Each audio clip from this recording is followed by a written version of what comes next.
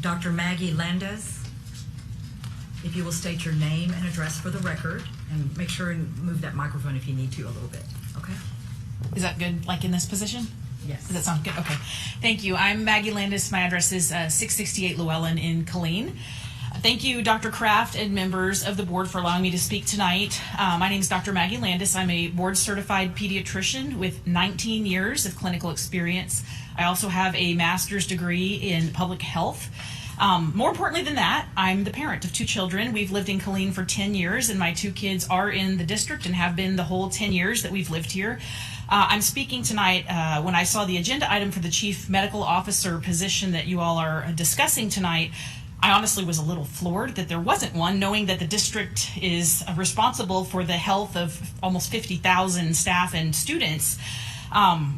Obviously, the elephant in the living room, the most urgent need is that there's a professional in the district to offer their expertise on an evidence-based dynamic action plan for the COVID-19 response. But aside from COVID-19, there's also of course, as you know, a litany of other health conditions that affect staff, student, families, and could have potentially generational impact. So I'm here to encourage you that you select an individual that understands all of those issues, including nutrition services, injury prevention, mental health programs, suicide prevention, accessibility, etc. But this is obviously just a partial list. And as a medical professional, my ask for you tonight is that you select an individual and authorize this position for somebody that's got astute clinical acumen, has an academic disposition that allows them to keep pace with emerging and current scientific knowledge, a professional servant that has empathy and understanding of the social and environmental determinants of health, and a collaborative spirit to partner with the local and state agencies that are involved in the care of our children in this district. And more importantly, somebody that has the capacity to be a transformational leader and communicate, educate, inspire, innovate all the district stakeholders, the students, the staff, and their families. And the CMO role I hope you approve tonight will create a culture of health promotion in Killeen ISD that will allow every single person in this room to be participants in one of the preeminent school health services programs in the state of Texas. I'm looking forward to it, and I implore you to do whatever it takes, speed up the hiring process, vote yes, whatever it takes to have this position filled for the benefit of everybody in this district. Thank you. Next I have Zoila Racinos. If you will come to the podium and state your name and address, and then pull the microphone very close so that we can hear you clearly. How you doing? Can you hear me? It's a little muffled. Pull it, yeah, is that better? Okay. How you doing? My name is Zoila Racinos, and I'm from Harkey, Texas. I'm here today to call on each one of you to be transparent, for you to provide clear data where it can be explained to our community the following. How many employees and teachers are sick with COVID-19? How many students are sick with COVID-19? How many people have been compromised? How many rapid tests are being done, and how many of these rapid tests came out positive? Are you accounting these rapid tests into the data that you are presenting to the public? Since we know that only PCR tests are required to be accounted. This is no time to hide anything from the community. If we want our community to be aware of the severity of this pandemic, we must speak with the truth. It is time for all of us to understand that this is a team effort, district parents and students, to overcome this pandemic and keep our schools open. This board must take strategy decisions. These decisions must be based on data from our medical field. Science is just a matter of time to shut down our schools. If our hospitals can handle this pandemic, no ICU beds, no enough workforce to support the patient load, or enough supplies.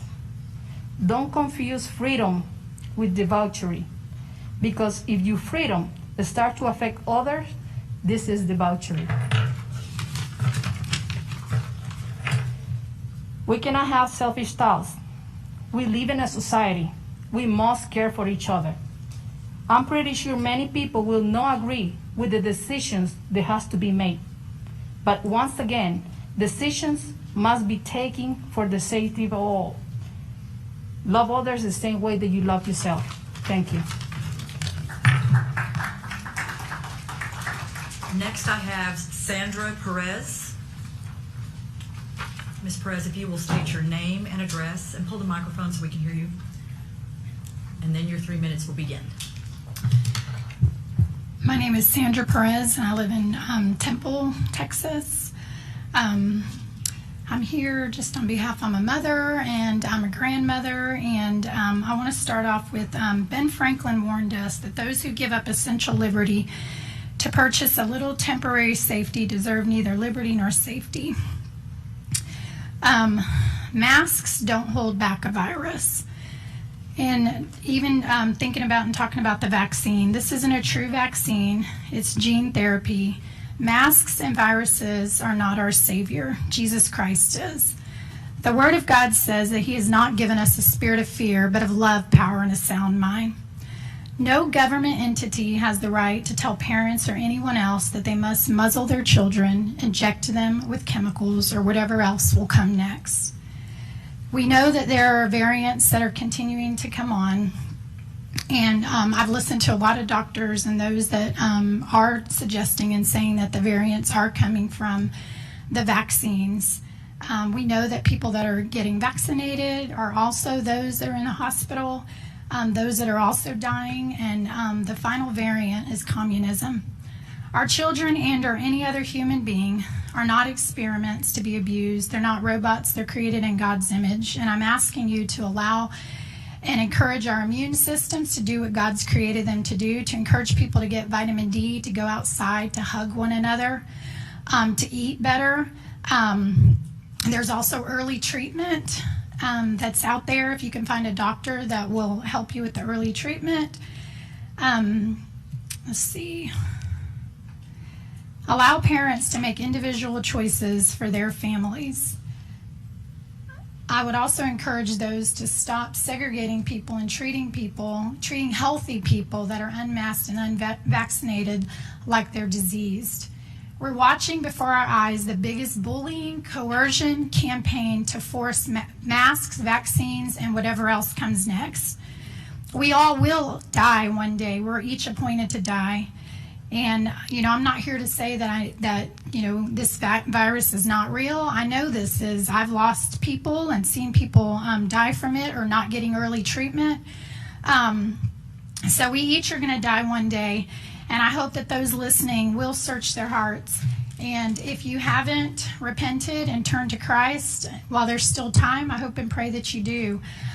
Don't allow fear to rule you. Instead of trusting in a mask that doesn't hold back a virus, or trusting in an experimental shot, I pray that you can, and this is an experimental shot that no animals survive the trials. As much as we want to stop this virus, we aren't God. We should be crying out to Him in repentance over our sins and how we have pushed Him out of our society. Fear does kill, and I'm also hoping and praying that people don't continue to beg for slavery. Thank you for your time.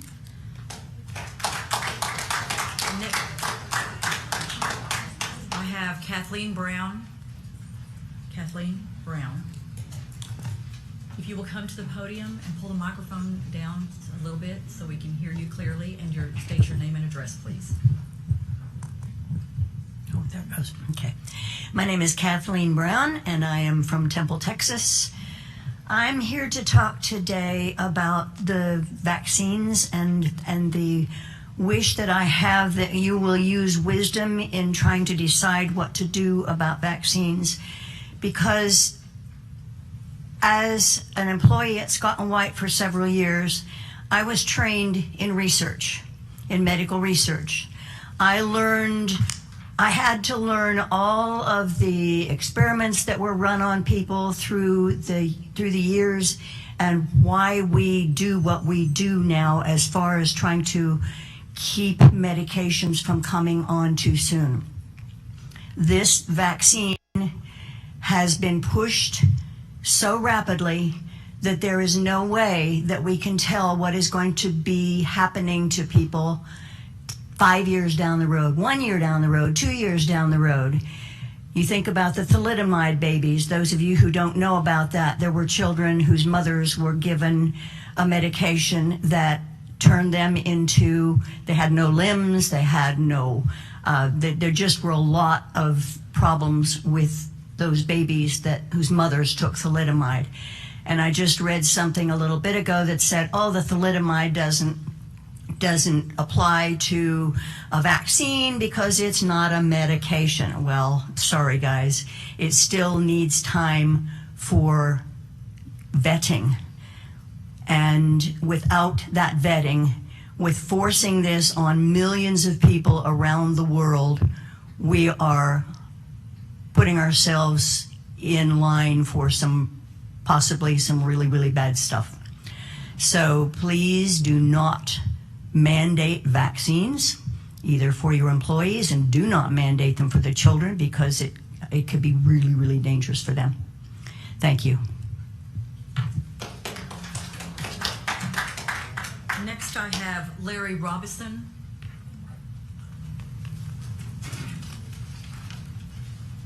If you will state your name and address, and you may have to pull that up a little bit. Yes, ma'am. Okay. Yes, ma'am. Hi, my name's Larry Robinson. I live at 410 Robinson Drive in Harker Heights. I've lived in Harker Heights 56 years, my entire life, although I look a little bit younger. As you see, I'm a fresh air breather. I don't wear a mask. I didn't wear a mask last year through the entire thing. Restaurants, anywhere I went, they had a deal up, you have to wear a mask. I never wore a mask.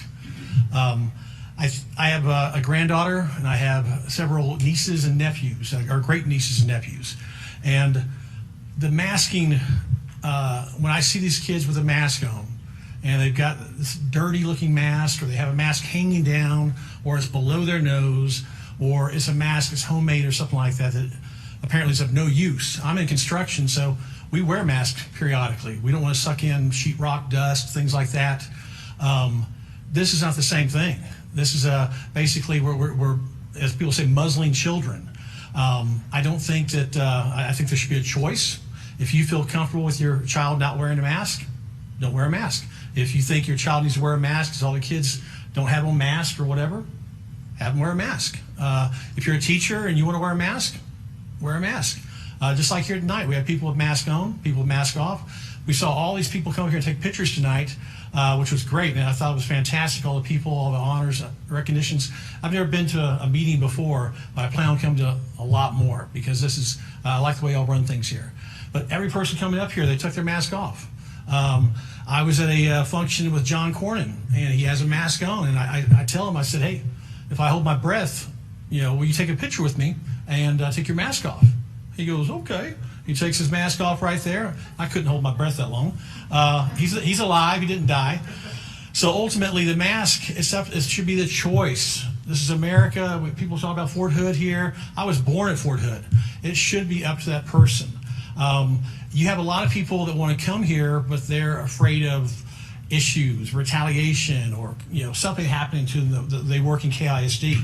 I don't work in KISD, but ultimately, there are people out there that they're not getting their information to y'all, I don't think. I think that even the public out there, we were outnumbered tonight by the masked people. That's cool. The unmasked people, we've got a pretty good showing there.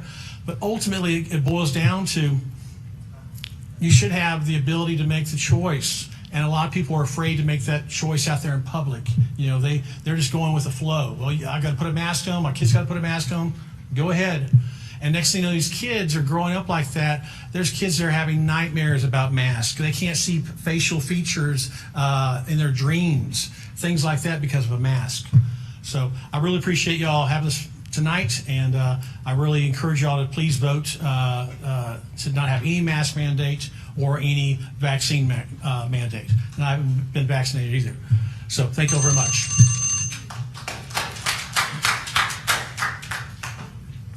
Next, I have Holly Teal. Ms. Good Teal. evening, Ms. Purser, Hi. Dr. Kraft. Hi, I'm Holly Teal. I live at 1704 Hooten Street. Many of you know me. Many of you know I'm not a Democrat nor am I a Republican. I'm a libertarian. I advocate for freedom of choice. Always have and always will. But first, before I start, I'd like to state Greg Abbott put out a post today about 5 hours ago. The COVID-7 seven-day positive rate has now declined for 2 straight weeks. It topped out on August 9th at 18.72%. Since then, it has already steadily declined to 15.76%. States hit earliest with Delta are now seeing a decline in COVID cases.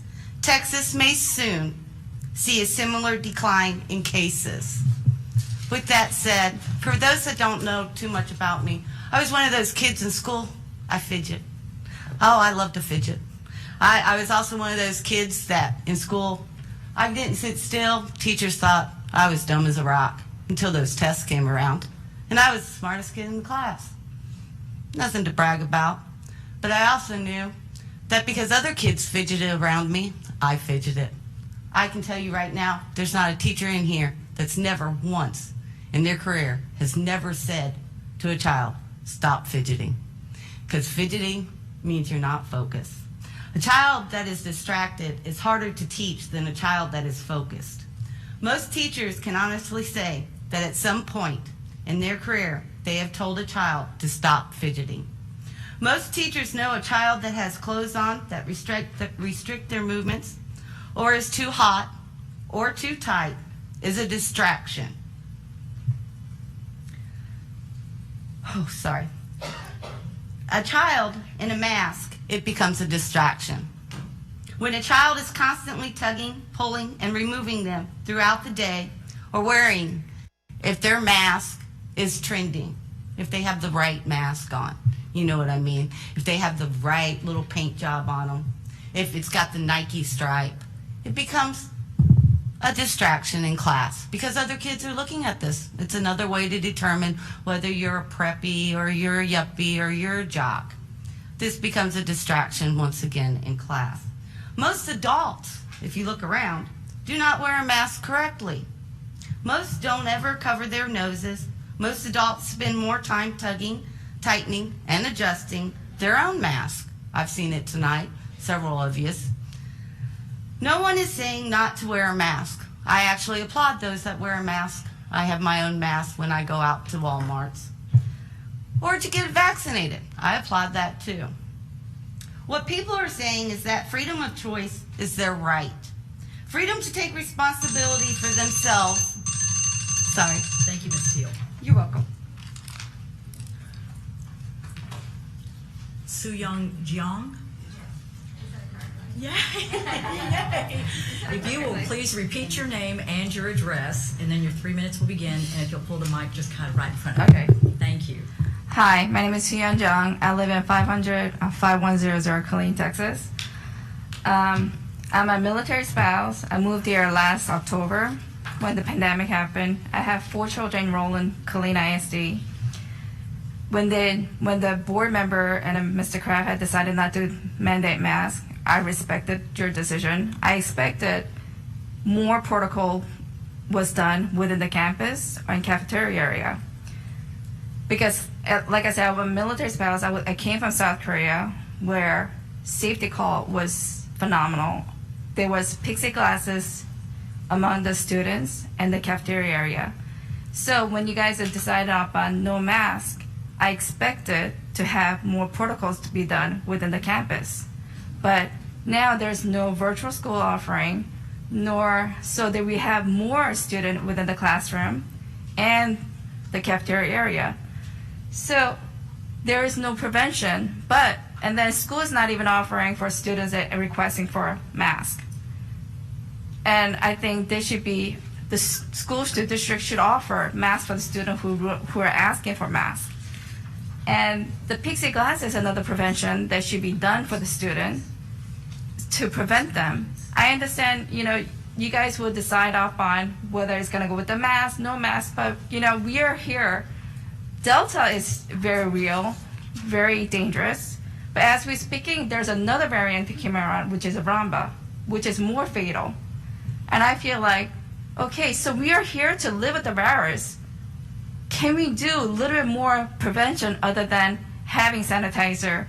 And if it's, I spoke to one of the school members, social distance cannot be happened because the students, yes, they're eating within the cafeteria with the grade level. Split them into two, or doggy bag them, or let them go out in the outside to have their food. Because if you're exposed to 4 minutes with the virus, whoever has a virus, you're affected. And we have no ICU bed for the pediatric at the moment. And please, Mr. Kraft and board member, you guys have enormous power to make this happen. Supply and demand, as Ms. Maya was saying, supply and demand cannot be happen due to they cannot offer PC glasses because supply and demand. But you guys have you guys have more connection than I. You guys are very educated, and you guys have data to look at and see what is so dangerous for this vulnerable. And children 12 under should not be exposed like this. They should be protected. And then I'm sure none of you guys are willing to take that responsibility and be accountable for this innocent lives. And I know you guys have every means of power to do so. And this is not a third world country. We have all the PPE. Please help the students. Thank you. Thank you. Yura Baron? Yara? Baron? Okay. If you will state your name and address, and then your 3 minutes will begin, and you may have to move the microphone. Yes. Thank you. Thank you for allowing me to speak to all the board members. I am here. Your name and address. I'm sorry. My name is Yura Baron, 3504 Bamboo Lane, Killeen. Thank you. I am here on behalf of my children. I am here on behalf of my best friend's child who recently contracted COVID and is now at home, quarantined. And I am here for all of the students who cannot speak for themselves. I echo the last parent's sentiments in that we should be doing more as a school district. And specifically, I wanted to speak to Mr. Kraft. You may not remember me, but long ago, we took a class together called Leadership Killeen. And so today I stand here a little bit, not disappointed, but maybe mainly concerned that we're not doing everything we learned in that class. And we need to do more for our children. This is a photo of my kids' school. This was in the paper, Killeen Daily Herald. If you look at it, you'll see the massive crowds of kids, mostly unmasked, no distancing, no anything to prevent any contraction of COVID. When I allowed my children to come back this year, I also thought that they would be more well protected. Anything would be better than what is now. I basically sent my children to school just as if things were normal, even though we're in the middle of a pandemic. And so why not more sanitizers? Why not plexiglass? Why not cut the classes in half? My children have 40 students in some of their classes. Some don't even have seats. Their buses are crowded. Their lunches are crowded. So why not separate some of that so that we can split some of those students up? And for goodness sakes, let's try everything that protects them. Masks, distancing, everything that we can do to protect our children is exactly what we need to be doing right now. Because I believe that right now we're worse off than last year. So we need to go ahead and rethink of what we're doing in KISD to protect our children, because it's not enough. And I would like to petition specifically for a mask mandate to begin. Thank you for your time.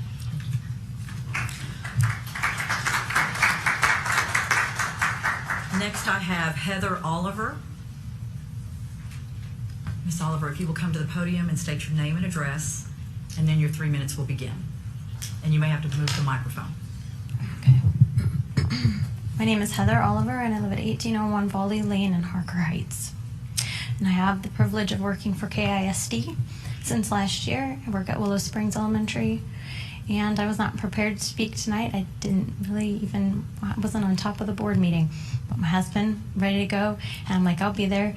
And so this is off the cuff, but I'm just gonna outline my experience. And so I am here to ask you to please not mandate the masks, and I'll tell you why. Last year when I was hired, I was required to wear a mask. It made me sick continually. I felt headaches, stomach aches, a burning sensation in my stomach. I would feel lightheaded, and I would continually have to be taking it down to breathe. I was touching my face, and by the beginning of December, I was sick with COVID.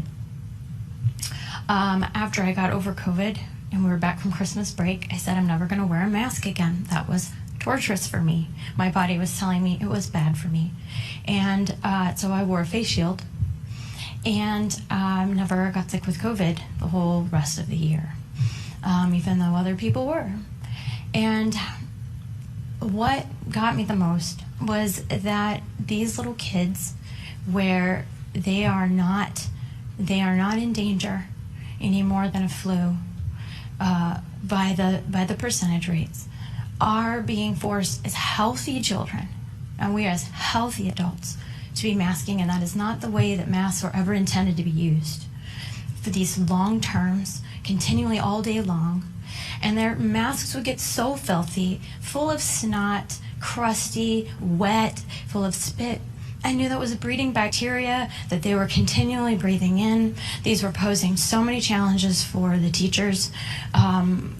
Just their attention span and their fussiness and their ability to work together without frustration. It was a constant challenge for them, as it was for me. And it broke my heart. I had kids at the cafeteria saying to me, when are we gonna not have to wear these anymore? And having to say, as soon as you're done eating, pull that mask up, pull it up over your nose, over your nose. I felt like we were harassing them. I'd have little children come up to me and say, this broke my heart, Mrs. Oliver, I love your face. In pre-K, Mrs. Oliver, I love your face. And that just spoke volumes to me. You know, I am a person of average intelligence. I see the numbers from VAERS on the injuries that are happening from the vaccine, and I saw firsthand how much of a struggle the wearing the masks on these children were. And I can see these are not the answers. We're all concerned about COVID, but masking and taking away our right to choose, I don't believe is the answer. Thank you. Kathleen Wholesale. Kathleen Wholesale. Kathleen. Yes. Hi. If you will state your name, which I probably butchered, and your address. Kathleen Wholesale, Temple, Texas. Before I address you all, I just want to say, wow. You've got a special employee right here that would. You're brave. Your 3 minutes has begun. Yes, I don't care if I get it. I just want to say thank you. A lot of teachers want to come and speak, but they're afraid for their jobs. So please listen to her and multiply it by 1,000. I don't know. But board members, thank you for serving the students and families. Thank you. Your teachers and your staff of this district. I mean, I'm going to use my time just saying thank you. You deserve that. You got some hard decisions to make, and I thank you. So I'm going to go on to here on speaking about your agenda item, vaccination and face coverings, public service announcements, and education campaign. I think it's number 4 on the agenda. Not sure exactly where you're going with this. I want to remind you that teachers and staff are trained not to ask any medical information of any of the students or staff. Example, teacher training includes handling any blood with gloves and treat it as it might contain deadly germs, but to never risk a lawsuit by asking anything of their private medical and health information. I do hope you are treating your employees with the same lawful respect on whether one chooses to vaccinate or choose not to vaccinate. By discriminating against those who have made a private health care decision, and for the personnel and medical and even religious reasons to avoid a medically questionable, highly politicized, seriously rushed and pushed and pressured vaccine that is not even properly labeled as a vaccine, since it is a gene therapy that even one of its inventors has cautioned us about. It is unwise and unkind at best, and just plain unethical and wrong at worst, to join in a divisive and despotic mandate against the will and freedom to those who object. This is basically a classic fear campaign. If you go in this direction, I will be encouraging every staff member I know, and parent too, for that matter, to start recording conversations that may step over the line of medical privacy. Everyone here is in favor of being in the best health. Not everyone here believes in this unproven vaccination. Other vaccinations in the past, including some endorsed by the FDA, have proven harmful after all and removed from the market. If we are all forced to rush into this against our will, and the truth later comes out that it was as potentially dangerous as many scientific experts are already saying it is, the damage will already be done with a virus that everybody knows has a recovery rate that is roughly that of the flu, especially among our young people, a fact that along with many others like it is being withheld from such of the public discourse on the mainstream media. Wisdom and common sense are needed now more than ever. Integrity demands better of us, and thank you for your time. Next, I have Jennifer Lee. Jennifer Lee.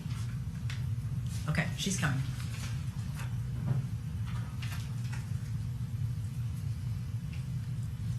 Miss Lee, if you will state your name and address at the podium, and then your 3 minutes will begin, and you may have to adjust the microphone. Is someone following you? Can you pay attention to me, sir? Come over here. No, he's the teenager. Okay. Okay. Miss Lee, if you'll move the microphone, please. Alrighty. I need your name and address. I'm getting there. All right, my name is Jennifer Lee. I live in Temple, Texas, and I'm ready. Good evening. I'm here today with Safe Schools for All Texas and Clean Educators Association, and as a parent of one of the newest KISD students. Many of you know about my personal battle with COVID, and hopefully that helps you understand my concern. As the 21-22 school year approached, our state saw a surge in COVID cases, with the Delta variant taking a firm aim at our unvaccinated, particularly our children. During this, in an act of unfathomable ignorance and honestly negligence, Governor Abbott decided to ban mask mandates. Now, I don't know about you, but that makes about as much sense as banning firemen from using a fire hose. Seeing the foolishness and following the science, many school districts were proactive in protecting their most precious assets, their people. Some were boldly defiant, having no issue getting into good trouble because they valued the lives entrusted to them. One district got creative, and rather than break the ridiculous law, they incorporated masks into their dress code. Shout out to Paris ISD. I know many of you are concerned with keeping things on the up and up legally. I get it. However, being legal and being right are two different things. Don't forget slavery was legal. This morning, while in my poorly ventilated classroom, I stood before my class of 36 in a room built for probably 25. I looked down in time to see an email notification, and after reading the email, I immediately stopped talking and sat down. One of my students had just emailed me to apologize for not being in class. Why? Because she just lost both of her parents. I was overwhelmed with grief, and I was looking around the room at some of the kids in math, some not, and I noticed a student with a midriff bearing top and distractedly thought, oh no, I have to send her to the AP office for dress code. Are we saying that bared midriff poses a bigger threat to schools than COVID? Holes in jeans have shut down entire districts. Low-cut tops have orphaned children. Let's make our dress code useful in protecting all children, a dress code that actually protects the sacred learning environment. Here's your way to save face and save lives. Add masks to the district dress code if you're not brave enough to mandate them. But understand this, your children and grandchildren, my child, will remember when you were more worried about following the law than keeping them safe. Thank you. Next, I have Irene Andrews. Irene Andrews. She's coming. Okay.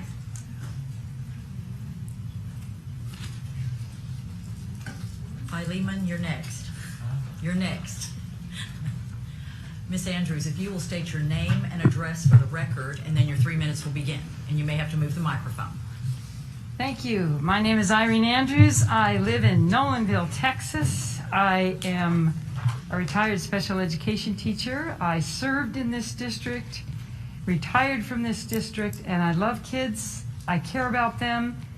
And it's what I think inspired you to run for this school board and inspired me to teach.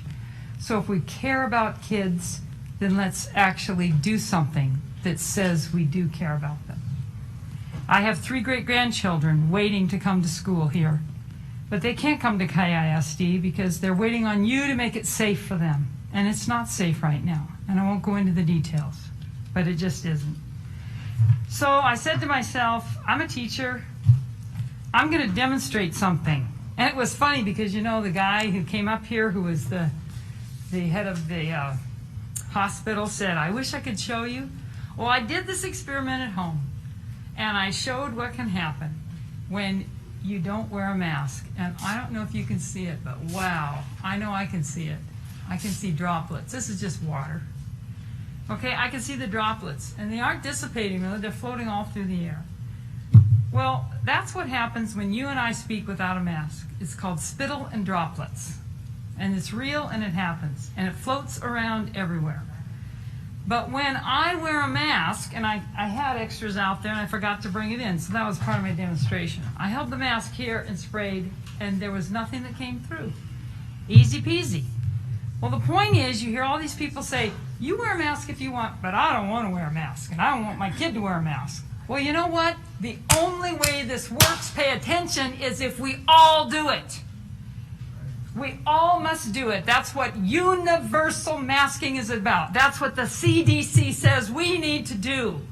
Listen to the science. Stand up for these kids. I mean it, man. I've been an advocate for kids my whole life. And I'm telling you, this is the moment. And you are missing the mark if you're not going to stand up and mandate masks. I'll leave you with this, and then I have a song if I have time.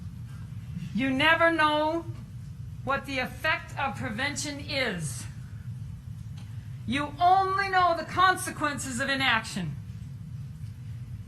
You only know the consequences of inaction, and that's what you're going to live with, the consequences of your inaction. The other thing I want to say is everything we do before the pandemic will seem alarmist. Oh no, we can't take away people's freedoms and put in a mask mandate. Everything we do after the pandemic will seem inadequate. We didn't stand up to the moment and be better human beings for everyone. When we all work together, when we all work together, the safer we will be. For your mask protects me, and my mask protects you. Oh, the more we work together, Thank you. the better we will be, and the safer we will be. I'm going to leave you with these. I want you to each have one. Those wonderful quotes. Thank you. Thank you. Philemon Brown.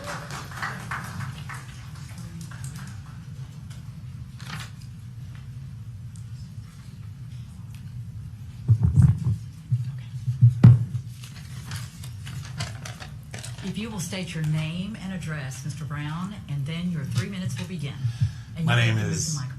My name is Philemon Brown. I live at 111 East Running Wolf Trail, Hawkins, Texas, 76548. I'm also the co-chair of Community Hands of Central Texas. The ultimate measure of a man is not where he stands in moments of comfort and convenience, but where he stands at times of challenge and controversy, quote attributed to Dr. Martin Luther King Jr. This evening we stand in solidarity with community colleagues and friends to demand a face covering requirement be adopted and safety protocol and resources be made available to students and staff. Power concedes nothing without a demand, and we want safety to be the highest priority for our students and employees. I sat at the last school board meeting when a discussion of a mask mandate took place. What resonated with me was Dr. Kraft's intonation and statement that he said he could not violate the law imposed by Governor Abbott. Upon hearing this, I immediately thought of Dr. King's letter from the Birmingham jail. In this letter, Dr. King skillfully makes the argument for not obeying an unmoral law.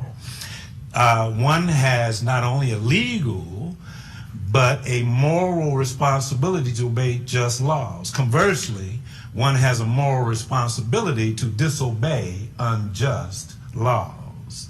Since the last school board meeting, school boards throughout Texas made the decision to have a face covering mandate because they wanted to protect students, staff, employees. What differentiates these districts from ours? I have a sneaky suspicion they place a high value on the safety of their students and employees. I want to highlight the Marlin School District decision to have a mask mandate. The following sentence was included in the social media they use, and it speaks of the high value they placed on their family. Nothing is more important to us than keeping our bulldog family healthy and safe. This is a noteworthy example of what I describe as courageous leadership. If I'm not mistaken, at the present time there are 10 counties and cities and 52 school districts or systems around the state that have imposed mask mandates in defiance of Governor Greg Abbott's executive order banning such measures. Everyone has the potential to be courageous, and these times demand courageous leadership. The time calls for leaders that have the capabilities to unite and forge relationships in the pervasive and deeply racial and political polarization that is saturated in the fabric of the current culture. Last week, the Lieutenant Governor made the remarks that offered his inflammatory and racialized false statements about the cause of the COVID surge in Texas. If I get 1 minute. You can have 10 more seconds. 10 seconds. Great educators understand the necessity of having a safe and welcoming and inclusive environment, and we cannot put students and employees' health and safety at risk because of an allegiance to a political ideology that is antithetical to the principles of liberty and justice. Thank you for your time. An extra 10 seconds. May God bless you and keep you. Lan Carter. I have Lan Carter next.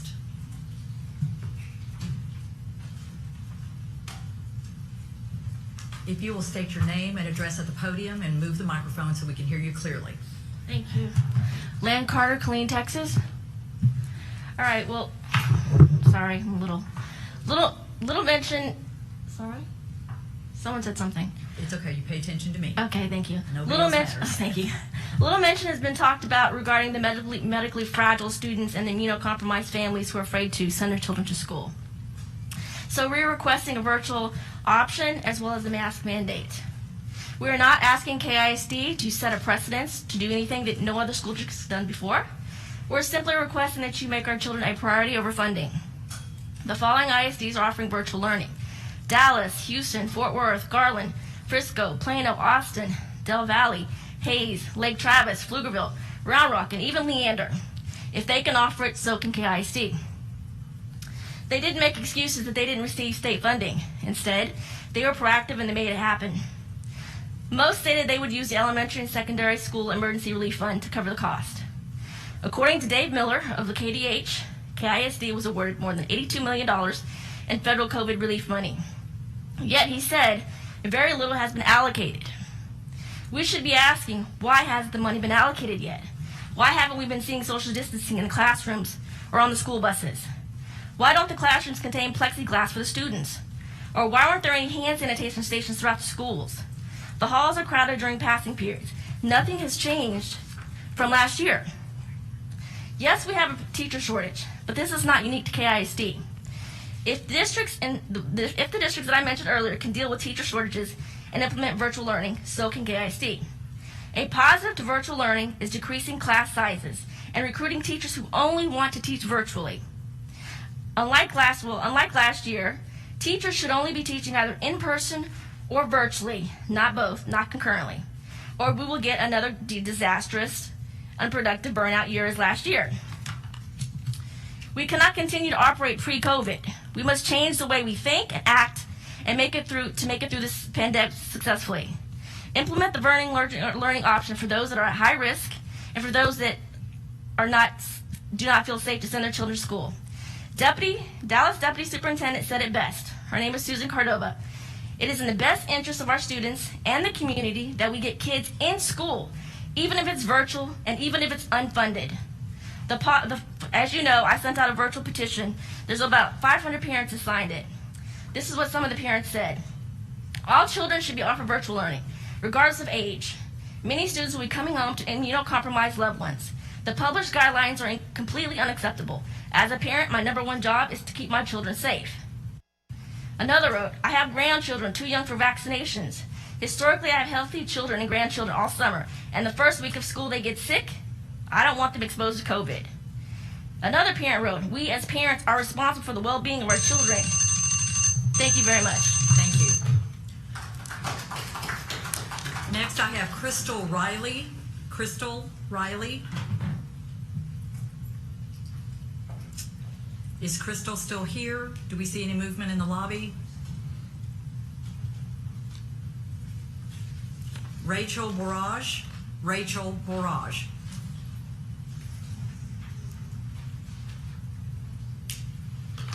Ms. Barrage, if you will state your name and address at the podium, move the microphone a little bit, and then your 3 minutes will begin. Rachel Barrage, 5002 Thayer Drive, 5002 apartment 503 Thayer Drive, Killeen, Texas 76549. Thank you. To the superintendent, school board members, Ms. Purser, my name is Rachel Barrage. I'm the president of Killeen Educators Association. We are in a perilous situation with regards to the pandemic. Bell County is at a level 1, and according to the internal CDC report, the now dominant Delta variant is as contagious as chickenpox. The health and safety of our students and staff is on the line. On August the 4th, the CDC updated its guidance to recommend universal indoor masking for all teachers, staff, students, and visitors to schools, regardless of vaccination status. Killeen Educators Association polled its members about a mask mandate and reinstatement of paid COVID leave. We had a big response. 81% of our members expressed support for a mask mandate. Only a third of the community in Bell County, aged 12 and over, are fully vaccinated. Without a mask mandate, it is likely that we are headed for a storm of infections, isolations, and quarantines, not to mention the possibility of hospitalizations and deaths. Killeen educators call upon the district leadership to implement a mask mandate. Until such time as a mask mandate is implemented, district leaders and all staff should model best practices by wearing a mask at school board meetings and other school events. Decision makers must set an example. On the issue of COVID leave, all of our KEA members who responded wish to see the reinstatement of paid COVID leave. Whether or not special paid COVID leave should apply only to those who are vaccinated or otherwise exempt from vaccination for religious or medical reasons, 47% said it should apply, while 53% want paid COVID leave reinstated for all employees, regardless of vaccination status. KEA has expressed its desire for a dashboard in our meeting with the superintendent on August the 3rd. We are pleased to hear the district announce the return of the publicly accessible COVID dashboard. Without a dashboard, there is no transparency. We all need to act now to keep our students and staff and our community safe. Thank you for the time.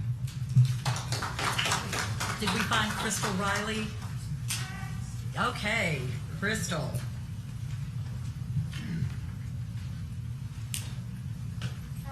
It's okay, Miss Riley. If you will come to the podium, state your name and address, and move the microphone so that it's right in front of you so we can hear you clearly. Hi. Hi. So I'm Crystal Riley, and if it's okay, can I share my address privately instead of publicly? We have it. I'm sorry. Yeah, we have it as public information already. Okay, but I'm saying I don't have to say it here at the microphone, do I? For the record, we need your name and address. I'm sorry. Okay, so it's Crystal Riley at 3209 Bermuda Drive. Thank you. Okay, so Gianna Rose Freeman. That's the name of my sweet, loving 8-year-old blue-eyed beauty. Her name means God is gracious. That detail influenced the choosing of her name. You see, statistically, I wasn't likely to have children. Consequently, I had indeed felt the grace of God the moment I knew that I would be a mother. Sorry, give me a second. It's no different than how I felt for my youngest daughter, Liliana. She's my full-of-life, 4-year-old brown-eyed beauty.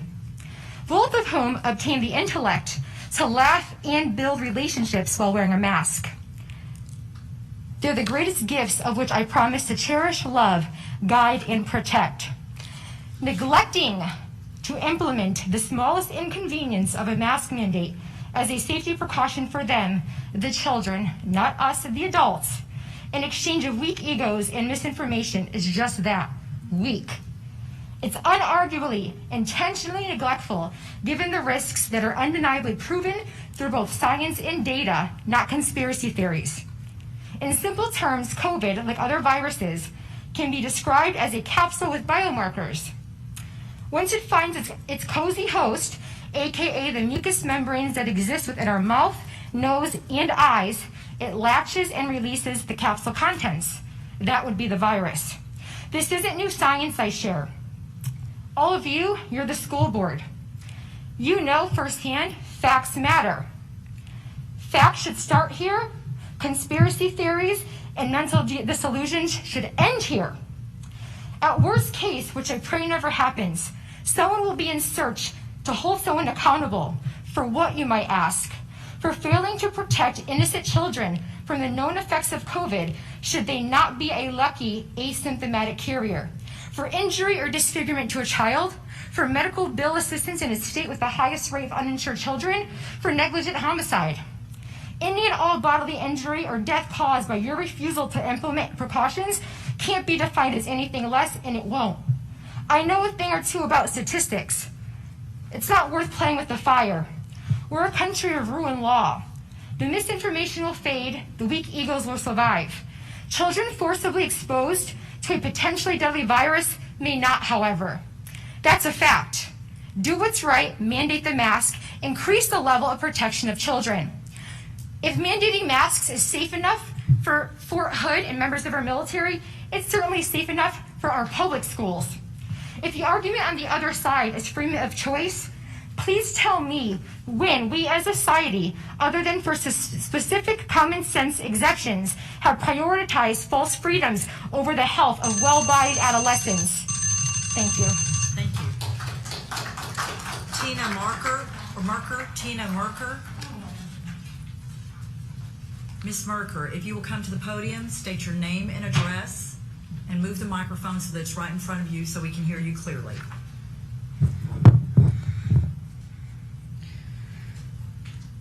My name is Tina Merker, and I live in Killeen, Texas. And I'm speaking as an executive committee member of the Killeen Educators Association.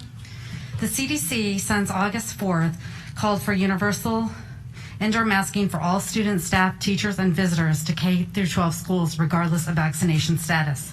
In addition, there are dozens and dozens of peer-reviewed scholarly studies that prove masks work, from the American Medical Association to the New England Journal of Medicine to the Lancet and the International Journal of Nursing Studies.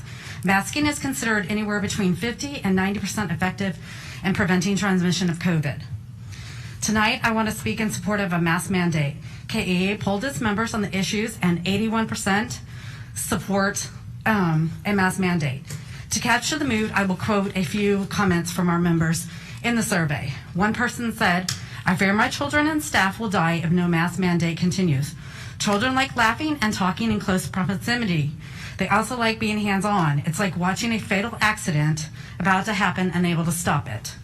Another wrote, "While I understand the superintendent's hesitancy to defy this order, I also think we have an obligation to our community to reject an order that, while is lawful, is not in the best interest."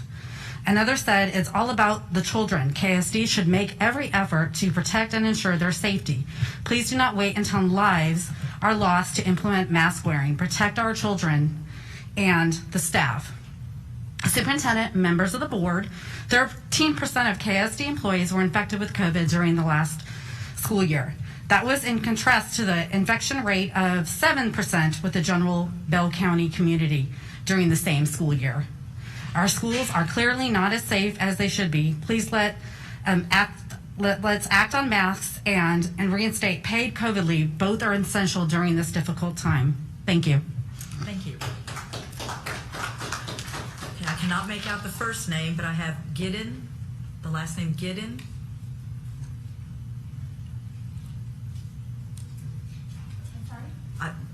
I'm needing somebody with the last name Giddin. I can't make it that name. Is it Gerald? Somebody on Rowdy Drive. Are they coming? Okay. Wonderful. Sorry.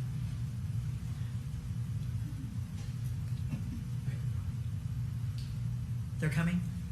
No. Kimberly Chun. Kimberly Chun. Hi. If you will state your name and address, and then your 3 minutes will begin. Can I show you a picture real quick? I'm sorry, a picture? Yes. Do we have the ability to show a picture? Thank you.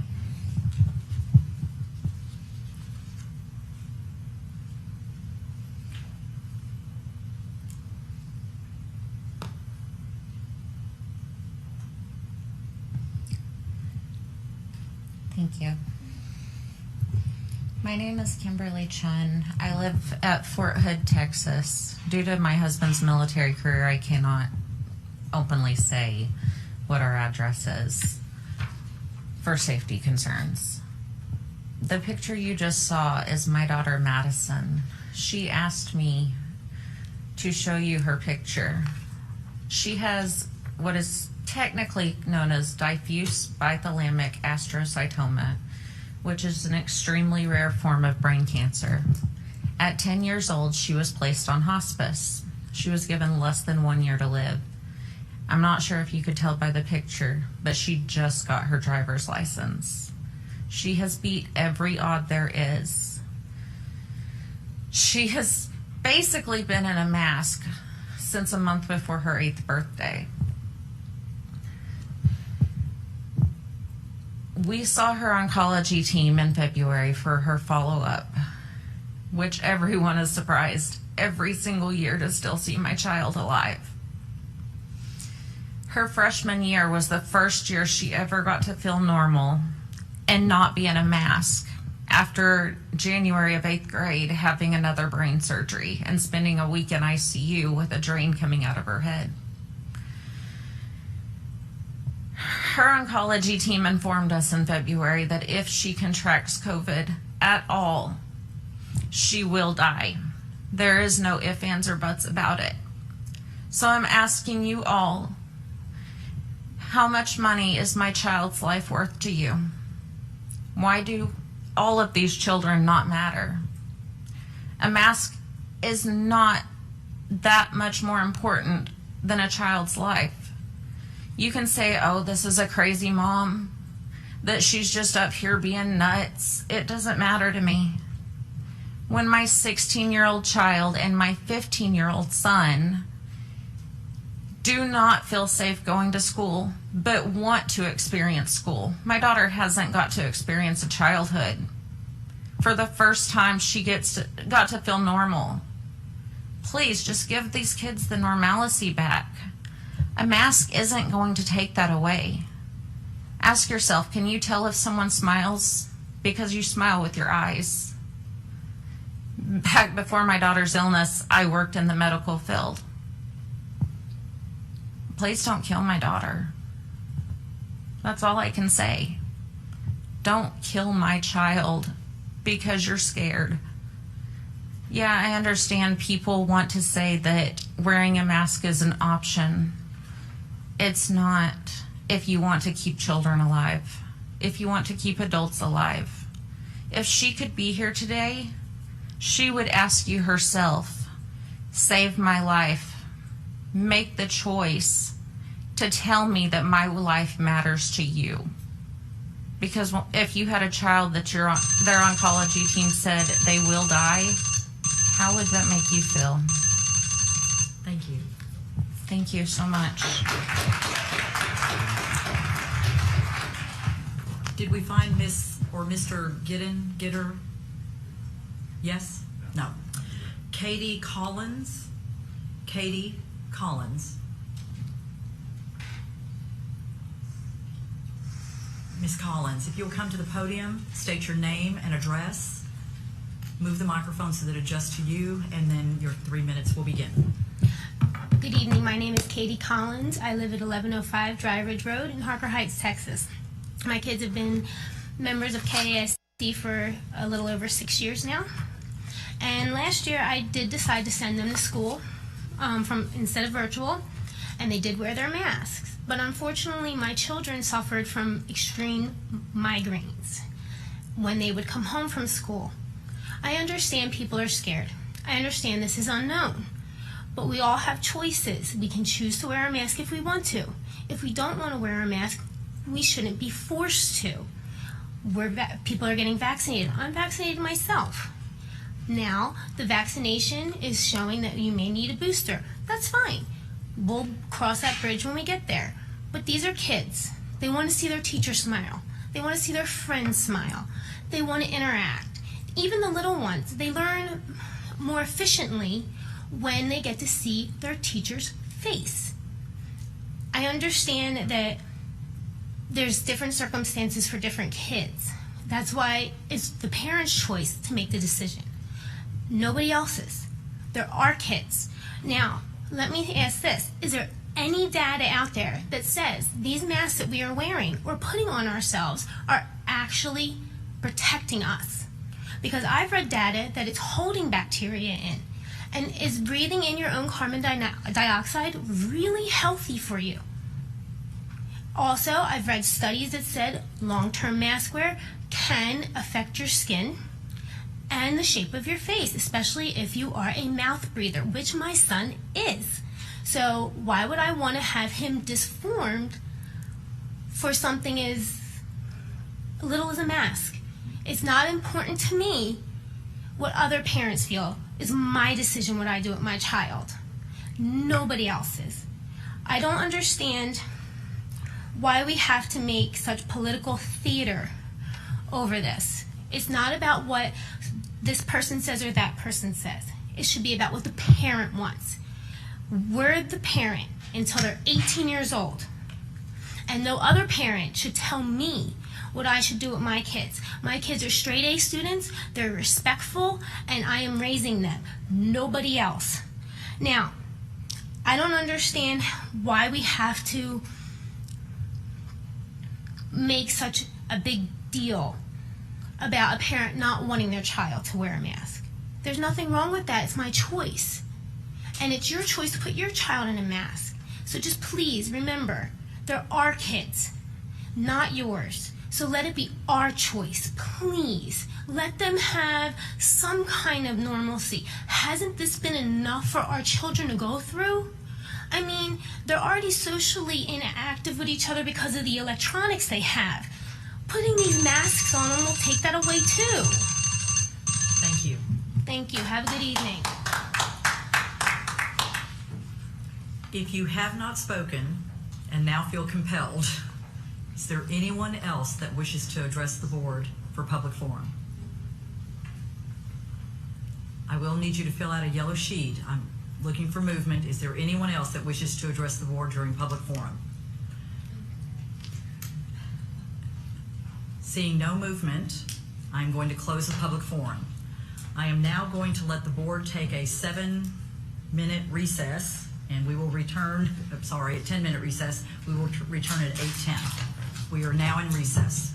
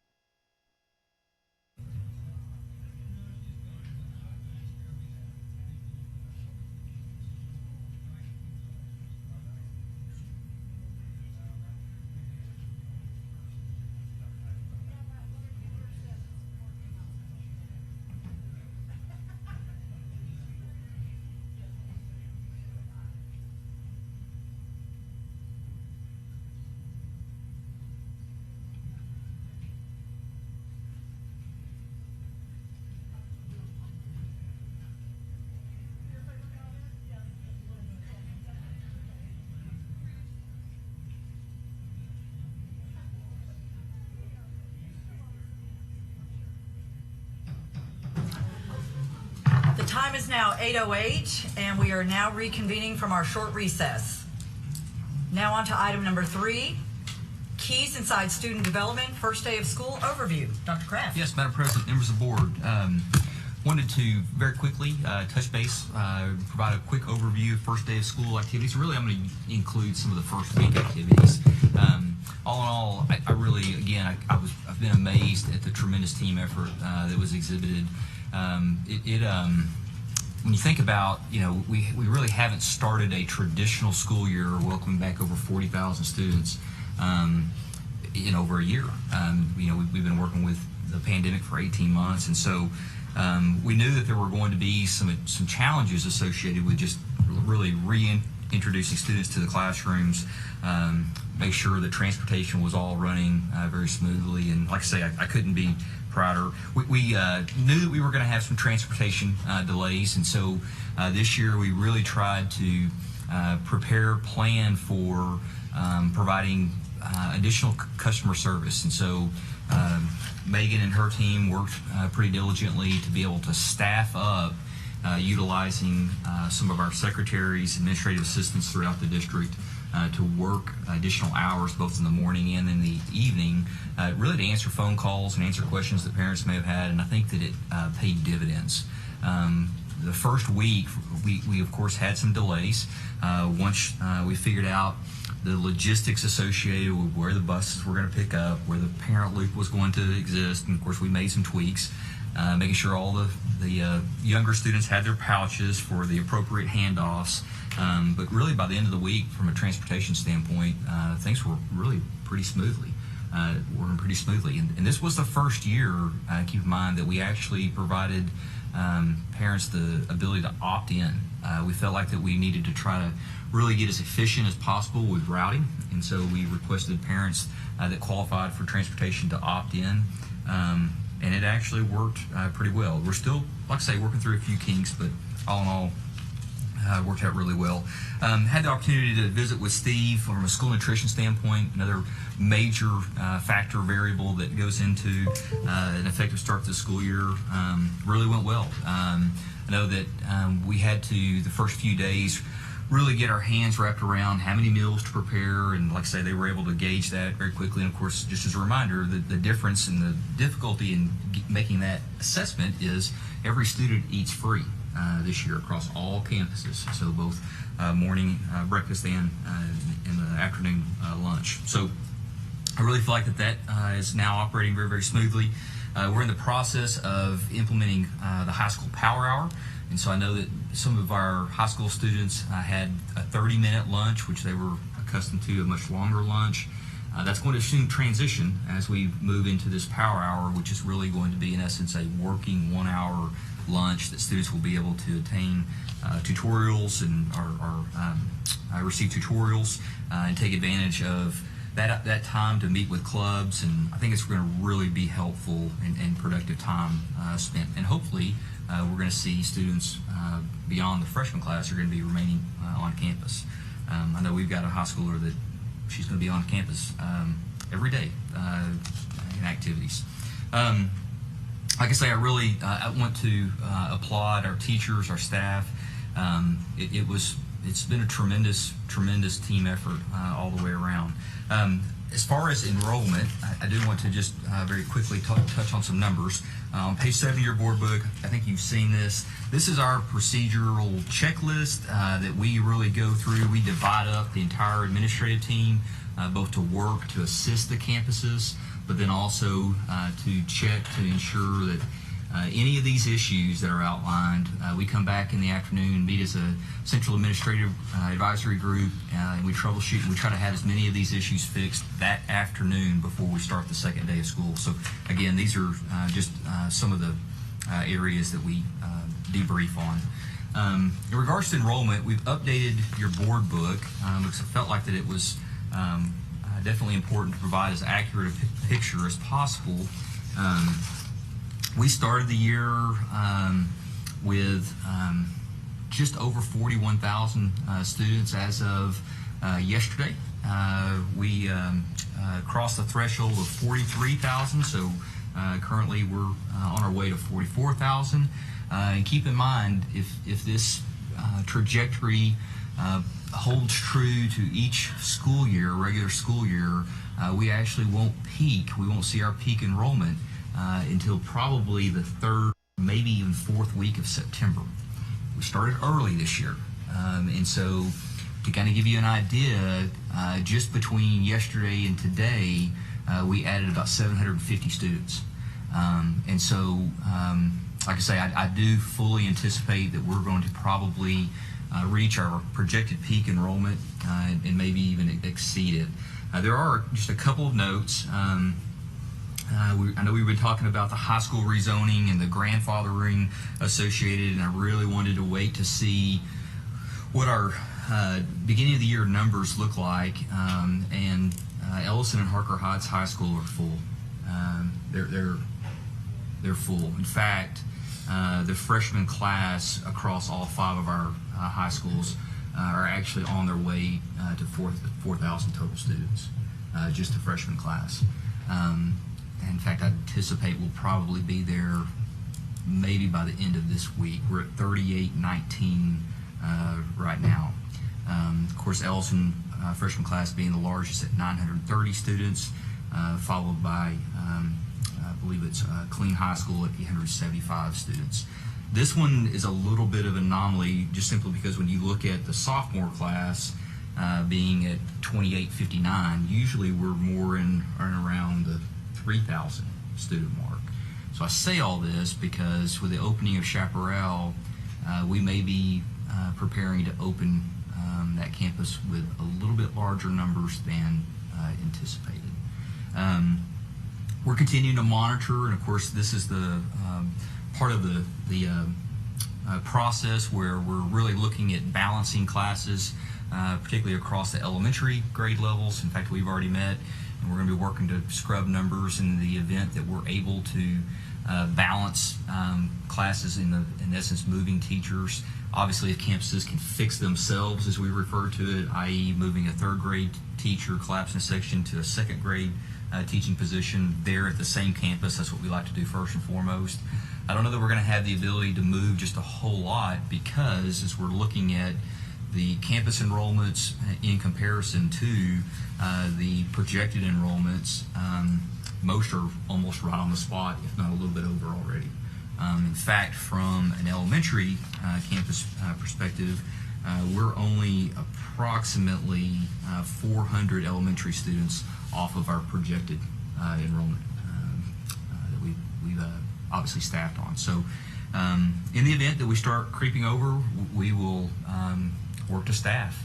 And of course, the challenge, I think, is going to be continuing to find certified teachers and or long-term subs to fill any vacancies because we, again, are going to work to try to keep our class size ratios as small as possible. With that, campuses that are at capacity, if we don't have classrooms to occupy, therein lies another challenge. So I know that some of the concerns were, why can't we spread out more? Well, we have to have the square footage to spread out too. And at many of our campuses, particularly our middle schools, we just don't have that square footage, the availability of that square footage. In fact, I'll just share this real very quickly. We're already 247 students over our projected enrollment at the middle school level. So middle school 15 is going to be needed quickly. So like I say, all in all, very good first week. And of course, we're halfway through the 2nd week of school. I do think that, as we're working, I was commending our newest principals that we just recently hired. If you've had the opportunity to open a campus and or become a principal, brand new principal, there are a lot of challenges associated with that, and then to do so in the midst of COVID-19 mitigation and everything that we're asking our school leaders to do, it's been a pretty tremendous effort. So I just applaud the entire team, the efforts, Adam, Megan, Jess. I mean, it's been, like I say, an overall team effort. So we wanted to provide, like I say, just a quick overview. I mentioned today, someone had asked, well, you know, you started the school year, and that's exactly right. We're definitely in flight. Now it's our job to try to maintain and continue to gain altitude. I think we've got a short video that we put together, just kind of a quick first day of school overview that we'd like to share, and I'll try to answer any questions.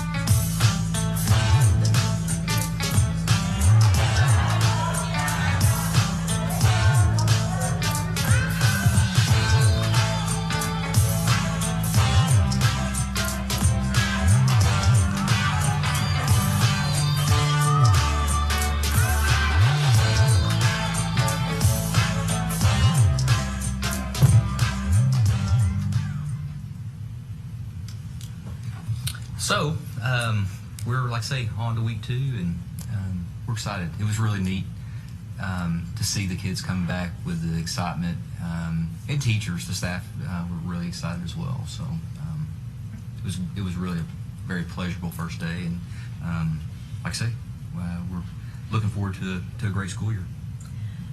Thank you, Dr. Kraft. Any questions from the board or commentary from the board? Mr. Rainwater.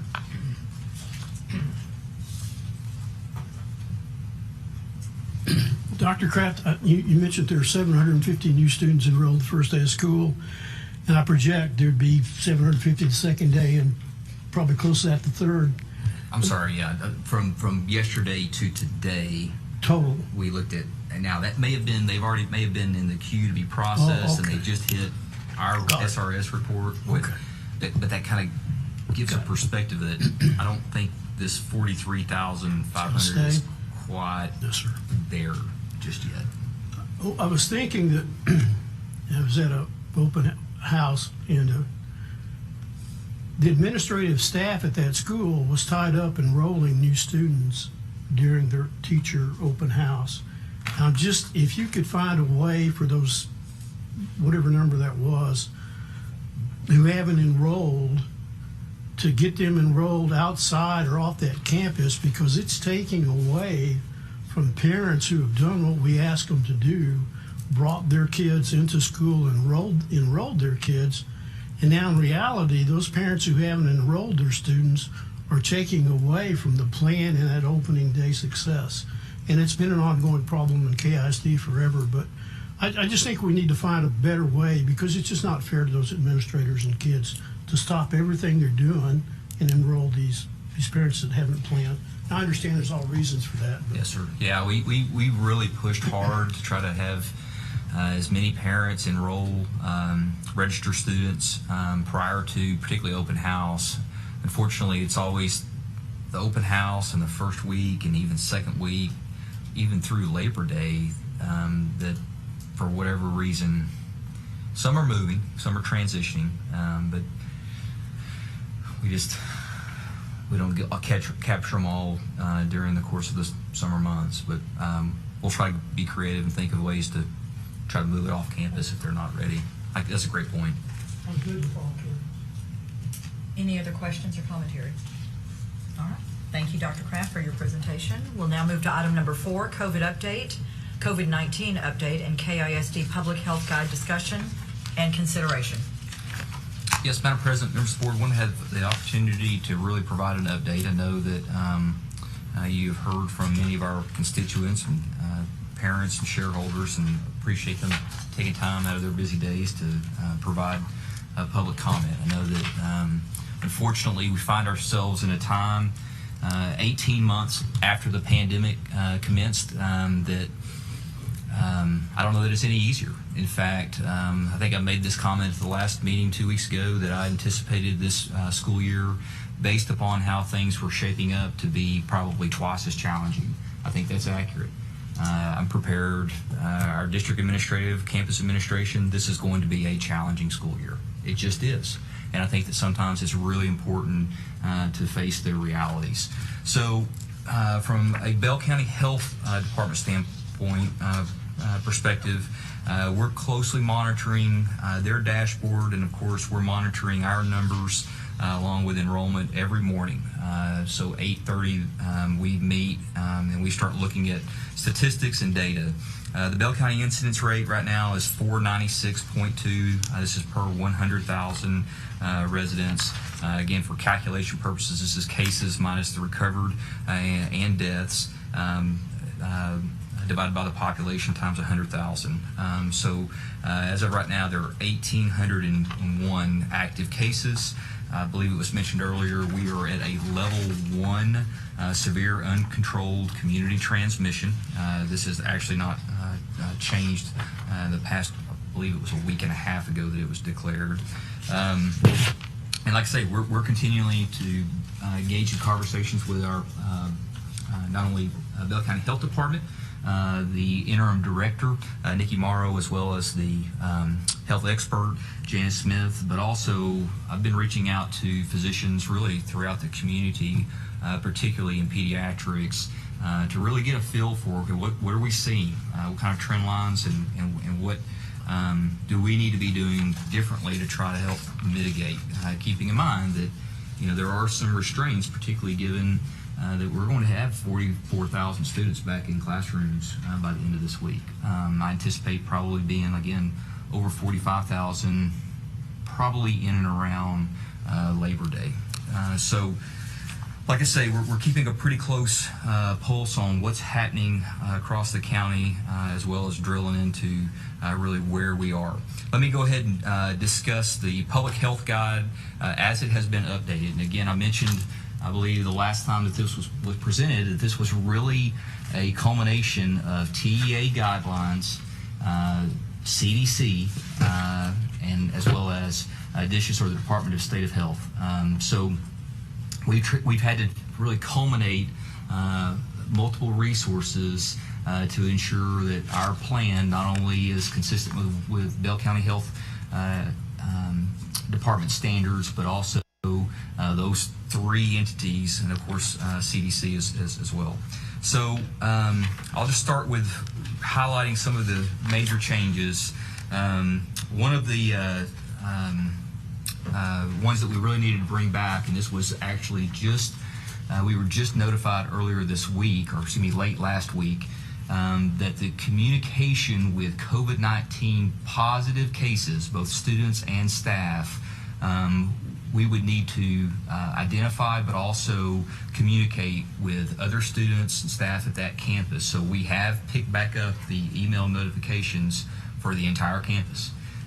This was dictated really by TEA. Through our contact tracing, if you recall, we were going to try to selectively communicate individually with parents and or adults that we felt like may have been in close contact. That really has since changed. So we're notifying the entire campus, both at the elementary and secondary level. We are looking to bring back the COVID-19 dashboard, and so we'll provide a quick overview as to what that will entail and what that looks like here momentarily. And of course, this is the dashboard that we'll also be utilizing to report as required to the Bell County Health Department, which then reports to Department of State of Health Services. On page, sorry, 12, thank you. Page 12, the rapid screeners. Let me very quickly talk through the rapid screeners. These are the Abbott antigen screeners that we anticipate receiving about 40,000 from the state of Texas. So these will be coming from TM, Texas Department of Emergency Management. This has since been handed off from TEA to Teal. Don't know all the details of the transition, but to try to expedite the delivery, we actually volunteered to send our trucks to come pick up the rapid screen, rapid test, and the PPE associated. We're hoping to have that acquired by the end of the week. So once we have the rapid screeners, our intention is to begin to provide that again, that service again to our community. And there's a couple of reasons why. The first being, I really think, just like contact tracing, even though it's not required, contact tracing is not required. It's very clearly articulated, not required for school districts to participate in contact tracing. But the Bell County Health Department, knowing the limitations to their staff, are not going to be able to sufficiently provide contact tracing. That's just not realistic. So the rapid screeners is also a voluntary program. We anticipate and have fully planned to use the rapid screeners to provide, again, another level of defense so that individuals, either students and or adults not feeling well, can immediately come to a point of contact, take a rapid screener, and then go through, in essence, the next steps, which may include a visit to their personal physician. The rapid screener was never intended to be that presumptive positive or PCR test that's going to be a lab confirmed test. Rather, just as Bell County is currently working up those protocol, a screener that can notify individuals, hey, you likely may have contracted COVID-19. You need to start monitoring symptoms, and we highly encourage you to make an appointment with your primary care physician and or for a lab confirmed or a PCR test as it's referred. And this is at campus level? So we would like to, because I've heard and talked to a lot of campus nurses, and we would like to eventually get them to the campus level. I think that as we're continuing to work to get into school, we've still got a few vacancies. We need to create a centralized, similar to a Nolan Middle School, old Nolan Middle School site for rapid testing, ensure that our protocol procedures are all really ironed out, that our point of contacts, our nurses are fully trained, and then transition them to the campuses. I think that for the convenience, they really need to be at the campus level. At the same time, again, being a realist, we need to ensure that we've got all of our procedures, protocol, and our training lined out before we rush them to the campuses and create really more of a mess of a situation. So I need a little bit of time. Once we receive the rapid test, we'll create, really, like I say, a controlled environment, single point site, and then we'll look to expand in the near future to the campuses. PPE provisions, again, we've updated also in the public health guide, the PPE. We have plenty of PPE. We have masks, we have gloves, we have face shields, we have enough hand sanitizer. We've got hand sanitizer that fills up half the old Nolan gymnasium. And so we've streamlined the process for campuses to make those requests, and Megan and her team, they're trying to turn these requests around that day. If they need it, we're trying to get it out just as quickly as we possibly can. I think we're doing just fine. I think that there may be some communication channels that are blocked for some reason, but the PPE provisions should not be a problem whatsoever. In fact, part of the rapid screen delivery from Tatum is going to be, I want to say, another 45,000 N95 masks, shields, gloves. We're getting a hand sanitizer. We're getting a whole other shipment of PPE from Tatum as well. And we can, like I say, resupply as needed. I mentioned the rapid screeners. Like I say, once we receive those rapid screeners, one of the things that I think is important to note, you'll see that pending the arrival of the rapid screeners, rapid testing must be performed at the start of each day at least once every other day until the end of day 10. This is for a COVID-19 positive individual that's been in, or excuse me, someone that has been in close contact with a COVID-19 positive individual. Keeping in mind, we're not allowed to mandate a 10-day quarantine for a potential close contact. So if a potential close contact is deemed to be in close contact, they don't self-quarantine. They have to submit to a rapid screener every 2 days per the updated guidelines. Ms. Wells, did you have a question? Okay. It's available in all the schools right now? Yes. And is it clearly posted that it's available to anybody that walks in that school? I believe it is. Like I say, Is it at the front desk of the school, and is there a sign saying, if you want a face mask, please ask, we have them available? Or? No, there's not a sign. I mean, they're available to anybody that walks into your schools. But we'll make it posted. I'm sorry? We will make sure that it's posted. Okay. We have PPE. There's no.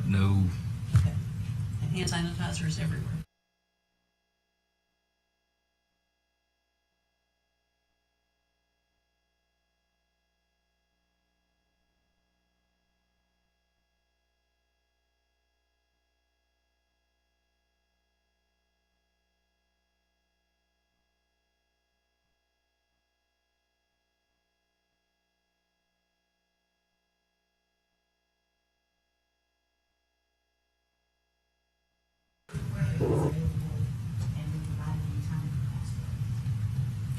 I think it would be important if everybody was consistent, again, kind of a standard, whether it be in the front lobby or the entryway or the vestibule, the library, just consistently on every campus if we could try to get that done.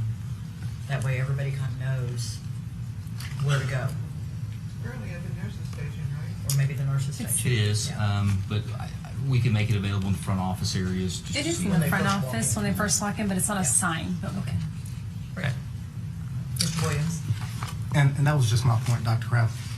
You know, we're saying we have it, but I mean, I think clearly it's probably more important to some people than others to have access to it and to know that it's there. But we don't know if there are people that really, really want it and there's people that care less about it.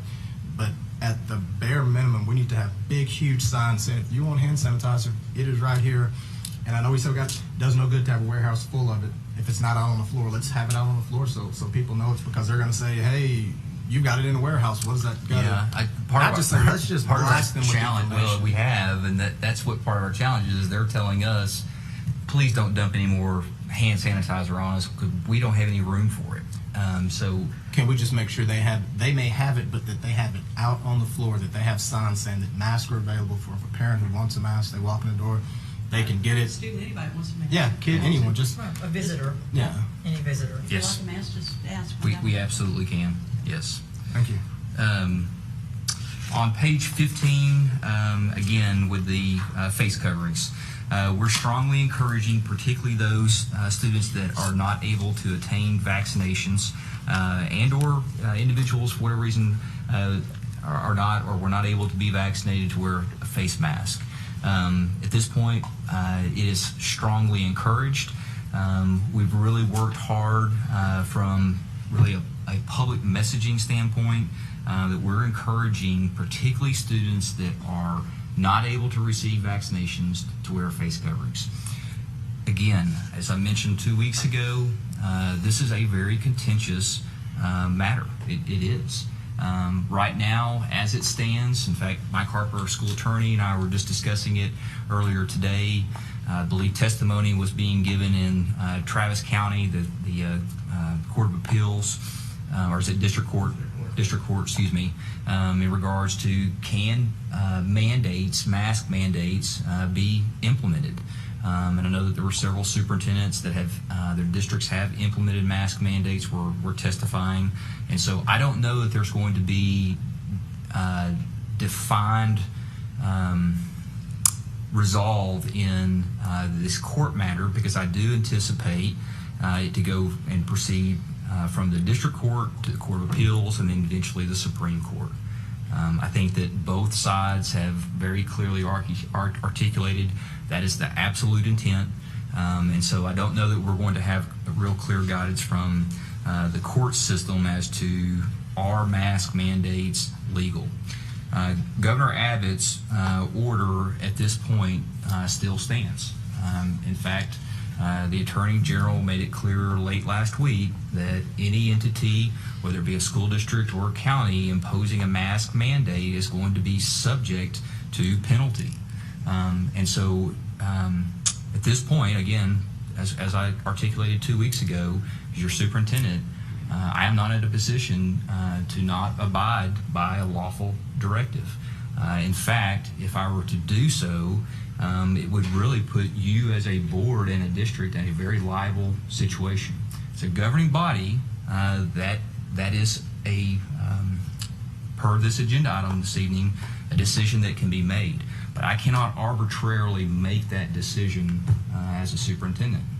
I think that, as you have seen demonstrated, there are multiple perspectives as to how to handle this particular situation.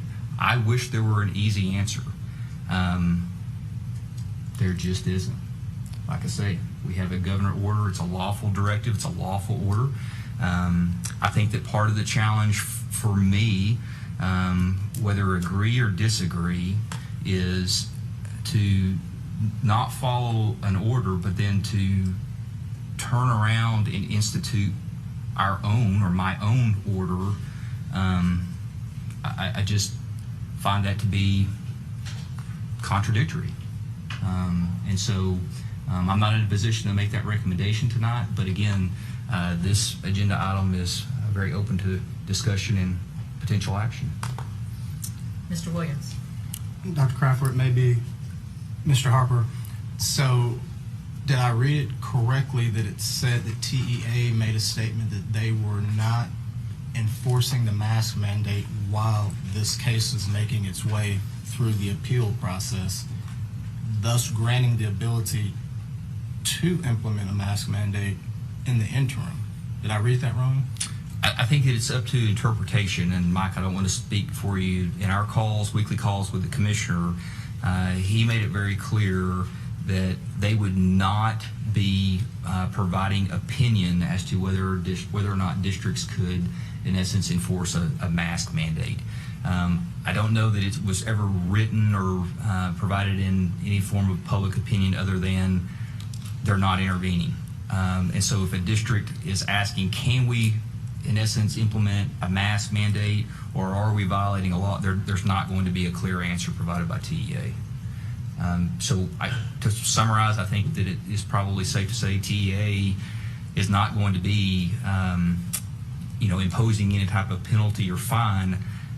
I think that it's probably going to be the lead attorney of the state of Texas, i.e. the Attorney General, who's already compiled this list of districts that they are going to be pursuing from a legal matter. Mr. Williams. Okay, so do we anticipate the Attorney General will pursue that in lieu of what TEA has said? And if so, what are the financial ramifications if you were to defy the governor's order? Financially, what does that mean to the district? If a mask mandate were to be implemented this evening, and I don't know this on good authority, Mike, if you can interject, my understanding is that it could lead to up to $1,000 fine for every day out of compliance. And again, I think that that's going to be contingent upon how this proceeds through the court system. Mr. Williams. How many academic days in a school year? We have 171. Now we're down to, I guess, 100 and Public math is really dangerous. 164.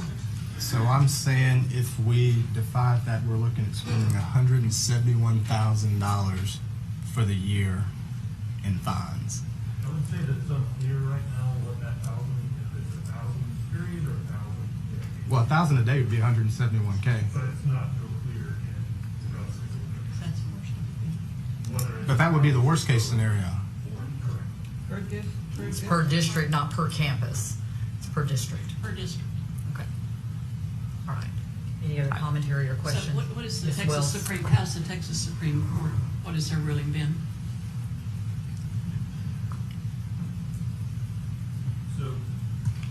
It really depends on where in the state you are. There have been a number of different cases that have ended up at different places. I guess the best example that you've seen probably in the news is Dallas and then San Antonio. Both of those district court judge in both of those areas granted a temporary restraining order against the imposition of this mask mandate ban. And then it was appealed up to the Supreme Court, and the Supreme Court has said, we don't agree with the temporary restraining order, that there's enough there, so we're going to stay that for now, but you continue on to determine whether there's enough information there for a temporary injunction. Other places in the state, for instance, Travis County, same thing happened there. A number of different entities sued and asked for a temporary restraining order. The district judge there granted it, and this is what you saw in the news the end of last week.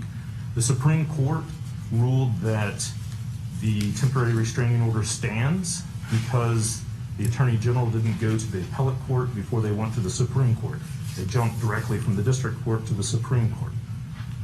I'm being really complicated here because the matter is all complicated. It's kind of hard to explain it all, but it really depends on where you are in the state. So those temporary restraining orders, which is just the very first piece of all this litigation, stands in Travis County. I believe it stands in El Paso County as well.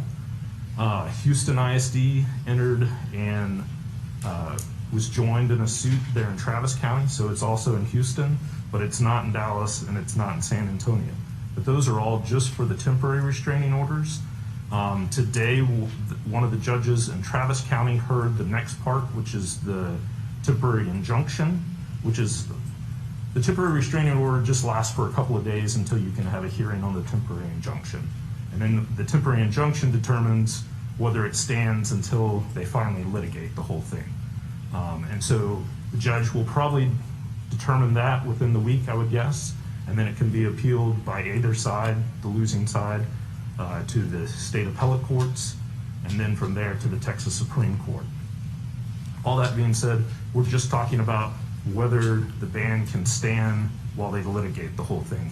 Then they've got to come back to the courts and litigate the whole thing. So we're talking, it's going to be some time. So I apologize for being long-winded on that, but I don't know any way to simplify it more than that.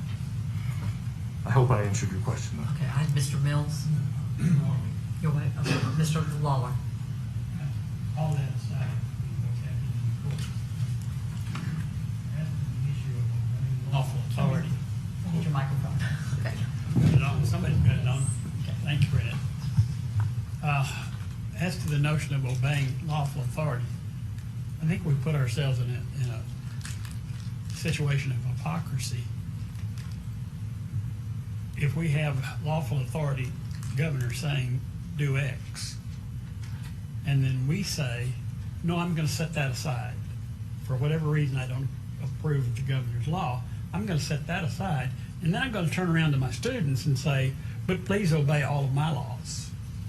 As a district, please obey my rules and my laws.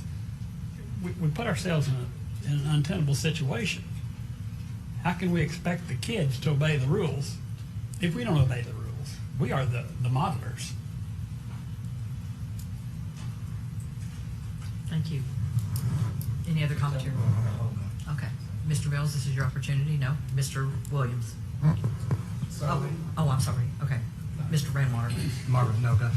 I just got about the PPEs. Can a classroom teacher get one PPEs? Oh, yes, sir. So do they know that? I hope. They know it, Chief? Yes. Yes. So we've done, like I say, the public service announcement. Daily news brief, public service Yeah. announcement, an email to all teachers, public health guide. We rated it with principals and department chairs, and today they were once again reiterated by Mr. Manley's team. We're trying to. Thank you. We're trying to advertise as much as we can. Just the other question, it's not a question, it's just after sitting here tonight for 2 hours, it's obvious to me that we're all losers. A mask, and obviously I support a mask, found out hours ago that my granddaughter has COVID. So the solution I would seek is one that's going to be able to stay and we can manage for the school year, regardless of what the governor and the courts and all those wonderful people do. But then the other part, as a board, and I think our community deserves us to make a decision as a board, to be transparent as a board. And I feel like it needs to be an agenda item. And I realize, I saw little kids coming out of elementary schools and out of a middle school and I live by Harker Heights High School. And, as soon as those kids get off campus, they're ripping that mask off. And I've seen them at football games and at volleyball games. And that's not the perfect answer. And you're not going to have a mask or not wear a mask and have a solution. All of us are going to lose, but I want somehow for us to do as good as we can do in just a horrible situation and let people know we're trying to help as best we can, really with our hands tied by our friends. That's really been the approach with encouraging, again, particularly students and or staff that have not been vaccinated or not eligible to be vaccinated, because I think that those students are and staff are the most vulnerable. And I know we're going to discuss vaccinations here momentarily. There's been a lot of questions and concerns in and around the efficacy of vaccinations, and I'll say this, that, and I think most scientists will agree, it's really too early to tell. We're going to be able to start collecting statistics, and we're going to be able to start seeing what the infection rate is for those that have elected to be vaccinated, but we're still early. It's a new science, and I wish nothing more than it were to be foolproof and would be available to students, particularly under the age of 12, but that's just not where we are. And you're exactly right. I couldn't agree more. We're definitely the definition of in between a rock and a hard place at this point. This agenda item, again, is worded as consideration for the board as a governing body to be able to make those determinations. I just can't bring it to you this evening as an administrative recommendation. I think that there are a couple of really important questions that are going to have to be answered in regards to the implementation. First and foremost, what are the consequences for not following? And I think that's an important one.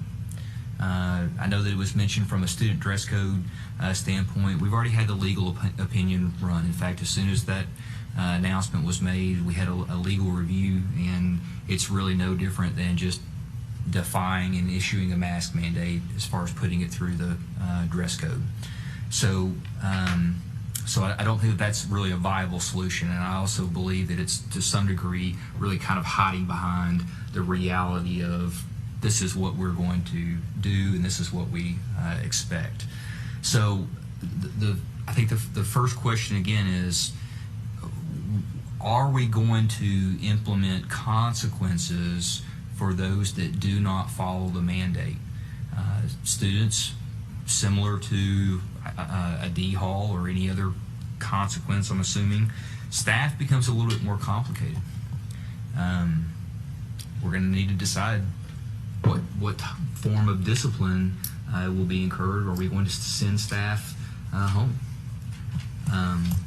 And that's a question that I'll really need to have some real clear guidance on to ensure that we're being very fair and consistent across the board.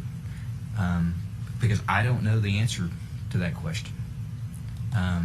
Maybe 100% will be completely compliant. I don't know. So I know those are really important questions to think through as we're struggling with this, because it is a very difficult matter. Mr. Mills? Well, I agree. It puts us in a very difficult situation. There's not a great answer, but I want to jump back, and I may also be jumping ahead about, do we have a policy in place for the screeners? Okay, so if a student tests positive, staff, are we going to require quarantine? If they go and say they got a negative PCR test from their doctor and come back a day or two later, So, but we say, our screener says, okay, well, they tested positive. and that's a great question, because as of right now, we actually have protocol in place, and through board policy, but also state health policy, if our school nurses feel that an individual has contracted COVID-19, whether it be through a rapid screener, Abbott rapid screener, and/or demonstrating symptoms, they can be, in essence, quarantined. We can force the student and/or staff member to be quarantined. The PCR test would, in essence, allow them to bring back and demonstrate, no, it's not lab confirmed COVID-19, and come back a little bit earlier. But to answer your question, that screener will actually, I think, help our nurses tremendously in making that determination, because it's pretty difficult. When you think about allergy season, which will be upon us here, if it's not already, very soon, a lot of the similar symptoms that are going to be demonstrated through allergies are COVID-19 symptoms. I just know we've said it's a screener and it's not a test, so I just, Yeah, and we're trying to be real careful and not confusing the two, even though technically I believe they're referred to as Abbott antigen test. We're referring to it as really a screener, because that is not a lab PCR confirmed test. As well. So, follow up to this question. So walk me through that. So what happens? So a child goes to the clinic not feeling well, and the parent has to give permission for them to be screened. Yes. So the parent doesn't give permission. If they're demonstrating symptoms, like I say, we have the protocol already in place that they can be sent home. We can request that the parent come pick the So we send them child home, up. and then the parent cannot bring them back to school until they have taken them to a physician and have a negative, Yes. or an all clear to come back to school. If the school they nurse, they have to take them to the physician if the school before they can nurse bring them back. feels like, with pretty good certainty, that the student is ill and has contracted a communicable disease, and this is our communicable disease policy, they have the ability to ensure that they're safe before they return. We have very similar guidelines in place for flu. If you recall, they have to be, I believe it was 24, 48 hours fever-free.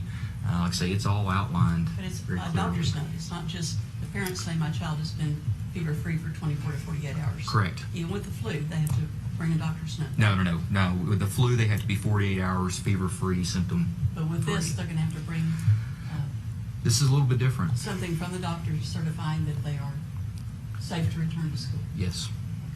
Same thing with our employees. Yes. If we feel that an employee needs to have a physician well check visit before returning, we can, in essence, enforce that. It's a gray area. I'm not going to pretend like this is not, because we've had numerous conversations in this regard. Similar is true with close contact.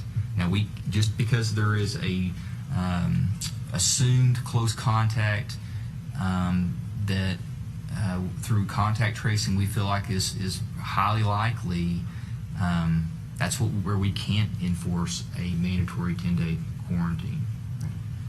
That makes sense. It's tricky.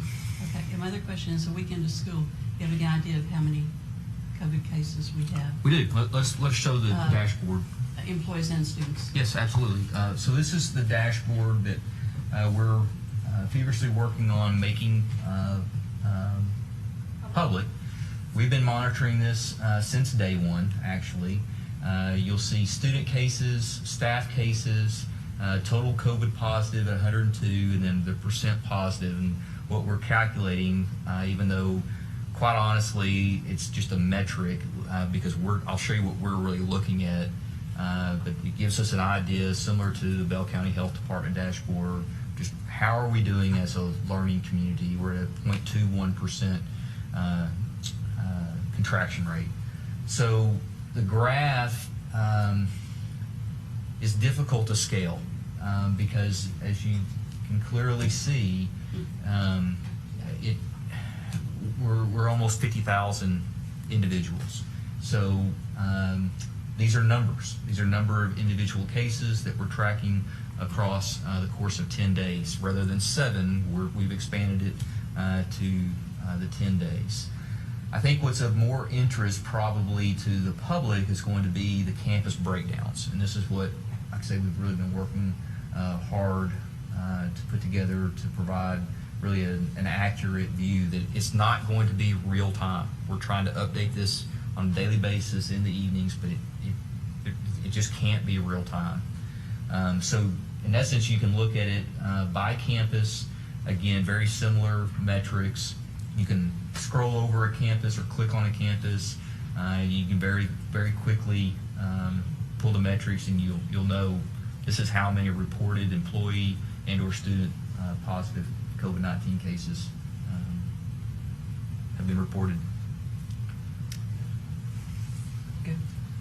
Mr. Mills. I was just going to ask, because you mentioned it's not in real time. So what is the lag, I guess, in data from what the public will see when they look at it from? When it's entered into the system, it could be entered at 5 a.m. It could be entered at 9 p.m. If I may, we'll update at 5 a.m. every day, so that gives the campus the opportunity to contact those parents and close contact people on their campus before that information becomes public, so that we ask them to input all the cases by 7 p.m., make sure that notification goes out to those campuses or staff before 8 o'clock. That gives the system the time to update, and at 5 it is pushed, and then it actually will have a time stamp on the bottom, the very front page, that will tell people when it was last refreshed. So this one we're working on today was last refreshed this afternoon in preparation, but it will be refreshed each morning at 5 a.m. So it'll be as real time as the data is being inputted, if that makes sense. I just know that from experience, I know for a fact there have been 2 reported cases at this campus. Well, if we haven't received those reports in the dashboard, we don't have that information. If that makes sense. Mr. Williams. Dr. Kraft, a couple of things. When we talked about enforcement, and I would just think, what would be the difference in enforcement this year as opposed to last year? Wouldn't we just mirror what we did last year?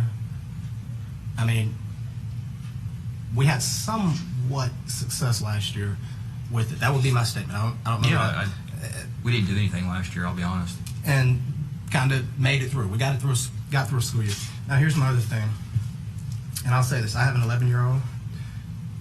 Can't get vaccinated. If she could, probably wouldn't let her. Goes to school with a mask on. That is probably my choice, regardless of what this body does. But there are so many people that have significant concerns about this virus and what it can do to people, and I don't think we can just say nothing. If you want to wear a mask, wear a mask. If you don't want to wear a mask, don't wear a mask. If we are going to be accommodating to the people that are, I want a choice. And for the record, I'm a person who believes if you're on a team, you don't necessarily, I don't have a choice. The team has a choice. That's really how I look at that. My case in point, I'll use my scenario. When people talk about standing for the national anthem, I tell them, if I own the football team and if I tell you to toe the line and stand up for the national anthem, you better do it or go get on another team. Plain and simple. You wouldn't have that problem out of me. I do it because that's my convictions in my heart. But as an organization, people have to understand from an employee perspective, I mean, someone's got to run this place, and I trust it to be you, and I think they have to respect that and understand that if that's a decision that's made by the organization, they've got to get in line, or as shrewd as it may sound, you probably don't want to be on this team, as like the coach would say, if you don't want to wear black shoes and 6-inch socks, and if you don't want to wear your britches all the way up. You know, this may not be the team for you. But then I would say this, if we are going to say the choice is there for people when it comes to wearing a mask or not wearing a mask, we cannot, in my opinion, in good faith, not immediately launch some type of online platform for the people that have severe concerns about it. Because if we're not, and I tell you, if you're just doing the math, and often we say, hey, I tell people money makes the world go round. When you got questions about what's happening, where follow the money trail. It'll always explain everything. 171K to me is nothing. In this organization, 6 zeros. You know, that's nothing. But if we don't want to spend that, then we need to pony up and say, hey, we're going to provide an online platform for those who are concerned. So that way we're accommodating the people who want to have a choice, and then we're giving a choice to the people who are concerned about their health.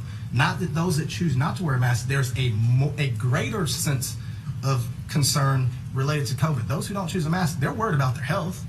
You know, they just have a different approach to it. But I think we've got to try to accommodate. This thing is enough down the middle where I don't think we can just say, you know what, we're not going to have any social distancing practices. We got hand sanitizer. We're not going to require masks. And it's worse today than it was at this time last year. That's not Brett speaking. I've talked to 2 MDs, one who's really, really high on the totem pole, and their opinion was, y'all are absolutely missing the boat. You need to do the mask. I'm not here saying that we got to do that, but we've got to provide another alternative to those who still want to get educated but have concerns about being able to be educated with their health not being compromised based on the knowns and the unknowns. And I'm saying, I'm pleading with this board, hey, we got a choice. We're going to have to tell kids to, everybody pony up and put your mask on, or else the team's got to start getting ready and launch a virtual platform, because everyone deserves to get an education without being in fear. The parents that are pro-mask, the parents that are anti-mask, they both deserve the same thing, because at the end of the day, I care about kids getting educated. It hacks me off that we got to spend all this time talking about a freaking mask. I really want to talk about how we're going to close the achievement gap, how we're going to catch the kids up from last year. I've been told we're big, we're transit, and we're poor. How are we going to address those issues so our kids can start learning the proper way, as opposed to we're going in circles about this. So at the end of the day, I want to hear about solutions to educate kids. And I don't think it's going to be simply, you've got a choice, wear a mask if you want to wear a mask, don't wear a mask if you don't want to wear a mask. That ain't the choice, because there's going to be some anxiety amongst people. They ain't going to get over it. They're going to keep complaining. They're going to keep their kids at home. People are going to get sick. They're going to be paranoid. They're not going to send their kids. Sick people are going to send their kids to school because they don't want to take off. It's going to be a cluster. Doing nothing is not the answer. You know, and I'm not here trying to be on some pulpit, but because I will state again, my 11-year-old was going to school regardless. But since that moment in time, there are people that have been on me saying, and I go, gotcha. I'll listen. I'll advocate for you. I'll tell you that we got to do something. I know it puts you in a tough position. Glad I don't have to do it, and I can just bark at you and say, figure out how to do it. But I mean, we owe it. We owe it to them. We owe something to this community. It can't be nothing. Dr. Kraft does not have this decision to make. We as the body do. Dr. Kraft, at the worst of last year, at the peak of the disease, with 50% occupancy of our buildings, 60% occupancy, what was the most we had percentage-wise at one time? I'll have to go back and look at the dashboard. 2%? Well, we have to look at it. You have to look at it within the 7, I think we were tracking 7 or 10 day increments. I want to say that we started to reach a 2.5% threshold on a couple of campuses at the height, which was February. Now, keeping in mind that the incident rate across the county was really high. February of 21. Yes. We but I'll have to go back we and were look not at it. 100% on our campuses. We weren't exceeding 3%. Now, if you kind of keep in mind what transpired last year, when we started on August 31st, we opened up to basically optional school, and we were at about 50% across the board. As the year went on, we ended up at the elementary level approximately 86% back in person. At the middle school, I want to say it was about 65%. At the high school, it was almost 50-50. I think it was 49-51. We've got very different campus populations. No doubt. Have our Bell County officials said to you at 0.21% you are at a critical state? No, but I won't. That 0.21% from my analysis standpoint, if we can pull the dashboard back up, is really meaningless because what I'm going to be consulting with, particularly Dr. Smith, in regards to is looking at specifically campuses. If we can go to a campus, let's go to Harker Heights High School. Okay. 21. Okay. So Harker Heights High School is at, so you see 21 or 6 and 4. Let's go to the 21. I think it was Killeen High. Yep. No, that's all. That's all. Sorry, it's all high schools. Let's go to Harker Heights. Let's just go to Harker Heights. Let's just use Harker Heights. So Harker Heights has 10 cases total, but that's a 0.38% contraction rate. Right. Because of the size of the population. Right. So what we're looking for is, okay, I always ask every morning, okay, we have 2 additional cases or 3 additional cases. Where are they? Where, physically, where are they within the school? Probably the best example thus far is Ellison volleyball team. They're not going to a tournament. They had 2 athletes test positive, and so we're nope. It's just not wise to travel, and we got to try to make sure that there's not, a spread throughout that entire unit. So that's the county refers to it as a pod. I refer to it as really true communal spread, where at the secondary level it's a little bit more complicated than the elementary, just because of the nature of how students migrate throughout the course of the day. But here's what we've seen. Talking about what we've learned in the past. Last year was not without having to close some programs. The programs that we had to close were very much self-isolated teams, basketball and volleyball. So they were in a closed space. There was close contact, obviously, and we had a couple of special programs, self-contained classrooms that we had to close, and that was really out of an abundance of caution, just because we simply had medically fragile students within those units. Those were the 2, or the various programs that we had to take proactive action in closing. But in visiting with the Bell County officials, and you break it down by campus, and you can discuss it with them, saying, I have this program, or I have this wing, or I have this classroom, you will be very quickly able to identify a communal spread. That's the plan. That is the plan. And that is what we've already practiced last year. This is a little bit more complicated. Because there are variables at play that weren't at play last year. And this is what I was trying to describe, like I say, a couple of weeks ago, because seeing that we have, keep in mind, let's just use close contact as an example. Well, last year we did not require a 10-day quarantine period if an individual was wearing a mask and deemed to be in close contact with a COVID-19 positive case. Well, we won't really know at this point. In mandating masks, hopefully they're all in compliant, but again, there's just this kind of unknown. The other piece is we do have students that are fully vaccinated. Fully vaccinated individuals do not have to be isolated or quarantined for 10 days if they're deemed in close contact with someone who's contracted COVID-19. So there are there are variables that have been inserted into this equation this year that were not present last year that just make it very, very complicated. Okay. Very complicated. All right, Ms. Jones.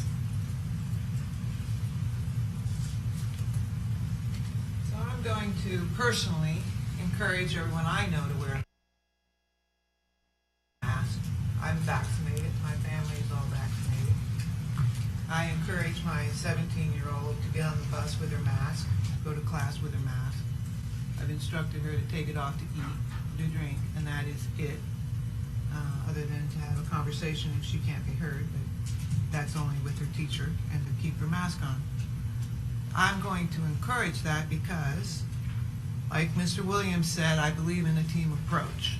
And I believe we are all a team, and that we all need to be on board, and we all need to participate to try to keep everybody healthy and safe.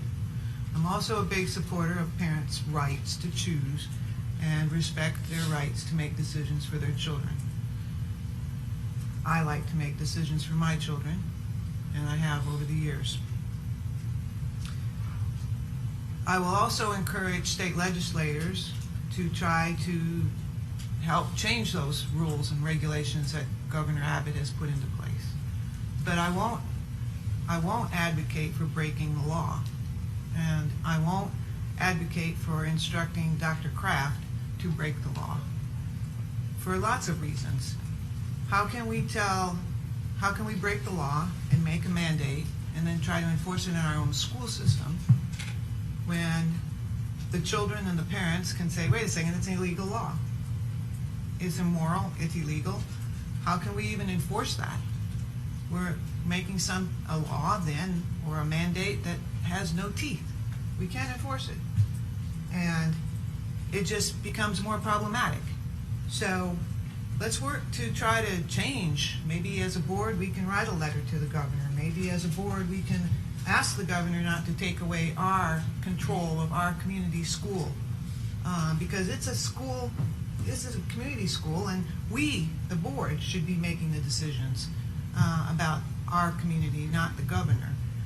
So perhaps we as a board need to come up with a letter that we can submit to the governor, or whomever's going to listen, Morath, anybody that's going to listen to us and say that we don't agree with this. But set the example that we're not going to just violate the law because we disagree with it. And I take special education as an example of that, just to bring that point home. If we as a school body here make policy that we want our special education department to follow, and then they get that policy and they're like, we don't know what those people are talking about, we totally disagree, this doesn't make any sense, and they completely violate our policy and do whatever they want to do. We can't set that example. We can't set it for our children. We can't say to our kids out there as parents when we're raising our children, you know, the law against smoking marijuana is that you're not supposed to do it, but, you know, you can go ahead and do it. We don't do that. We don't do that. We don't advocate to break the laws. So whatever we do as a body, we need to follow the law. And we need to encourage, in my opinion, everyone to be that team member, as Mr. Williams said, and get on board with wearing the mask. Last year, our elementary schools were in attendance, I would say 75 to 95% capacity. They all wore masks. Parents didn't object. They sent their kids to school. The kids had masks on. And the high schoolers were the ones that chose not to come to school at 50% capacity. And it turns out that a lot of them had jobs after school, or they were out there working because the rest of the population wasn't willing to work. They were going to work during the day and trying to keep up with virtual learning at night. So this whole mask mandate, wear a mask, it's not that difficult. But again, I'm not going to advocate to break the law. I'm going to advocate for everybody to be a team player. Thank you. Mr. Williams. And first, I just want to make sure I was not making the statement that Dr. Kraft has to do it. I fully understand it's going to be us, and he's going to have to implement it. Yep. But my statement when it comes to choice, I'm pro-choice. But when your freedom to make a choice impacts the livelihood of others, and you have no repercussions for those choices you make, then it starts to kind of make my hair stand up on my neck a little bit, because that's when you can just kind of just be, you're a little too carefree. You know what I mean? And I just don't think you should be that way. Now, in my conversations with one of the medical officials locally, they said last year the bed availability at its worst point was 3%. We're currently at 10 to 15%. And they said that's at the start of the school year. And usually that goes up as school goes on, because what we are, in essence, as was communicated to me, we are a daily super spreader event for this virus when the kids come together and go back home. And it was clearly articulated to me that it's not so much the impact on the kids, it's what happens when the kids take it back home and it goes to the adults, and then it starts to make its way through the adults, and then it's all about the medical field's ability to treat not just COVID patients, to treat everybody who's sick. There are people that can't get procedures done that are being forced to stay in pain because everything is tied up taking care of COVID. Well, COVID has taken up a percentage where the availability now makes it not possible to do that. We talk about community and the livelihood of our community. I mean, wear a mask, flatten the curve, kids can be in person, because I don't think they can learn remotely if we stand up a system. That's not the best way to learn. Keep kids in person.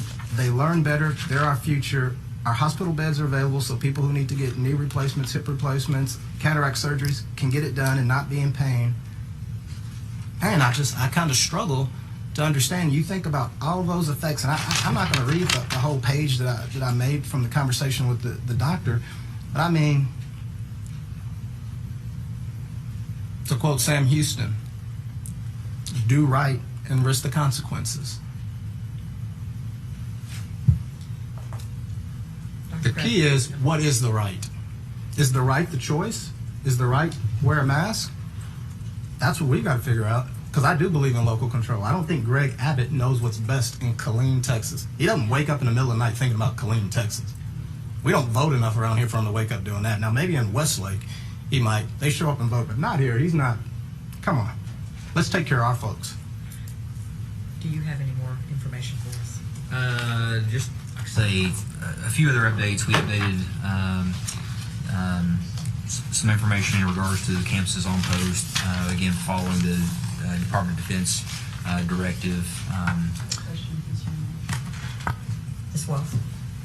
about the campuses on post. I think it'd be very interesting as this dashboard evolves to see if there's any difference between the spread of infection on these campuses where masks are mandated, and it's not a choice for everyone.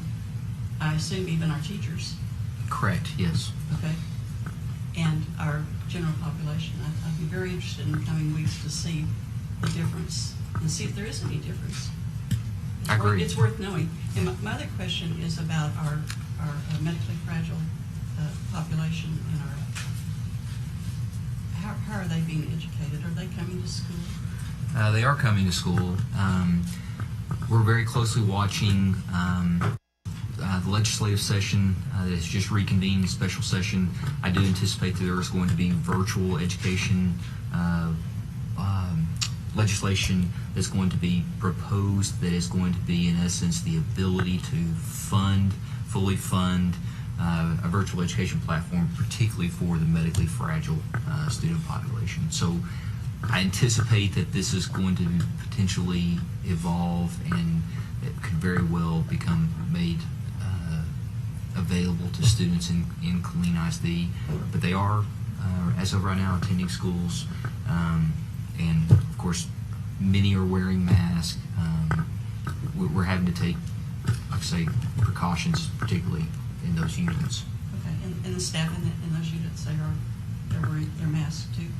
I can't tell you on 100% certainty, but I think that they all very much know the fragile environment that they're working in.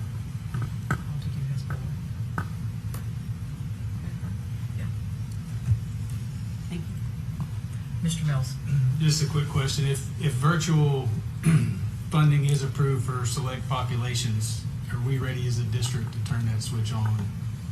Or will it take time to ramp that platform up? Like anything, particularly COVID-19 related, depends on scale. In the event that a campus is closed, we believe, and we've been working, David and his team have been working to ensure that we can turn on whatever online platform, which will likely be asynchronous instruction with relative ease. With our special populations, particularly the medical fragile units, many already have nurses assigned, so I anticipate that it will entail some home care visits, and it'll be a little bit different than what we think of from a general ed virtual education platform. Very, very different needs. So it will likely entail some in-home services. Mr. Williams. Dr. Kraft. So, considering where we are, governor's dealio, whatever we want to call it, in effect. So, as a guy that we pay to be the CEO to run the place, are you saying, no, don't take it that way, it's not. I'm just asking you a simple question. You don't have to take it that way. No, but I bet it Let me very just finish my clear. question. You have the ability as a governing body to make a Dr. recommendation, Kraft, let make me a ask my motion, question. Let me ask my approve a mask question. mandate. Let me ask my question. I didn't say anything about a mask. I didn't say anything about a mask. No one supports you up here more than me. You don't have to get. You don't have to get.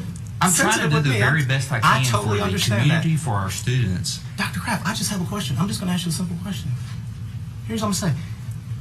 What resources, if any additional resources, do you think you need for us to be successful in educating our kids this year? I'm not taking shots at you. Ask anyone in this community. I'm not 100% behind you. Let him I'm answer the 120% question. Mr. behind. Williams. Okay, well, I get to get cut off. No, just let him answer the question. You asked the question, let him answer it.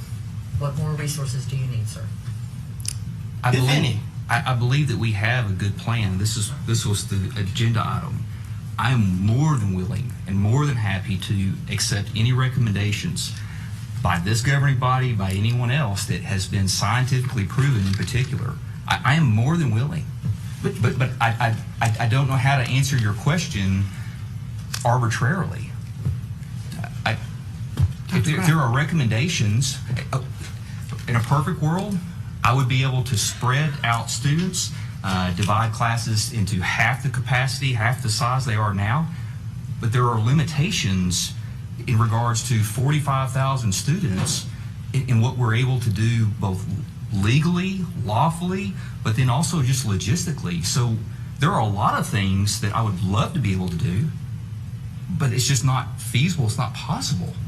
So I don't know how to answer that question. Okay. How much more of this report do you have? I've for got us? another question. No, he's going to finish his report first. Okay, so now my questions get cut off? No, you're not getting cut off. Okay, I gotcha. want him just to finish, and then we will open it up for more discussion. Well, I thought it was relevant to what he was saying at the. Roger that. I respect the process. Just let him finish these 2 more pages that we've got. Note to self. You were on transportation. So in regards to the rapid screening, again, we're going to be launching the rapid screening. We're going to start small, then we're going to look to expand it to other campuses. The vaccinations, we are going to be looking to potentially provide vaccinations to our community again, because I feel like that is a very worthwhile effort. We're right now partnering with the city of Killeen in effort to try to, again, promote vaccinations to those that are willing and interested. So like I say, I know that we've got clinics scheduled for this weekend, starting this into this week and into the weekend. And then like I say, as soon as medical personnel is made available that can help us, assist us in vaccination clinics, similar to what we stood up over the summer, we're going to be looking to do so. Is that it? Yes. Okay. Now, Mr. Williams. So, Dr. Kraft, I'm sorry, Madam President, so my question was, the reason I was posing that question, as a parent in this district who chooses to send his child to school for in-person instruction, I just want to make sure that if there are any additional resources we can provide as a governing body to our superintendent and our team to ensure, because I have no desire to take my child to a virtual platform. I want them to learn in person. I want them to be as safe as possible while trying to respect everybody's right to have a choice. And so that's what I'm saying. Right now, none of the departments have asked us for any additional resources. But here's the deal. And so I was not telling someone to make a decision. I'm willing to make the decision up here. This don't make me. We got it. It don't make me. But just like the individual who's out there who came up and told me, I appreciate you returning a call, helping me out, that individual, the same way I help that individual, I help every person who calls me or emails me who has a question. I tell them I'm willing to come up here and advocate. In some cases, not necessarily because it's my belief, but as an elected representative to listen to the people so it don't become like the other politicians who are out there doing their own deal. And that's why my question, so Dr. Kraft, I was simply saying if there's anything within reason, I know you said ideally, but I'm just saying, is there anything more we can do within reason, within your resources, or that we could reasonably allocate additional that would help make this situation go while we don't violate a governor's mandate and don't put anyone in a position where they don't feel comfortable, those who choose to wear a mask, those who choose not to wear a mask. That was my question. It was not an attack on you, and it bothers me because I support you not 100%, but 130 dadgum%. I appreciate that. And he has not asked for any additional resources, so we're not asking to do a budget Well, that's what I amendment. was asking Yeah, absolutely. him. I think Mr. Rainwater, you had a question? There are going to be two forthcoming and the next two preceding items requests that are going to be additional resources. Mr. Rainwater. Dr. Kraft, I appreciate your efforts. You're in an impossible situation. I don't think anyone is going to win. I think you've done all you can do within reason, and I want you to know I appreciate that. I would ask if when we give these community vaccinations, could we get teachers in there as quickly as we can, our own teachers, and make sure they can get the shots that they need in case if they haven't had them? Yes, sir. Thank you. Ms. Jones.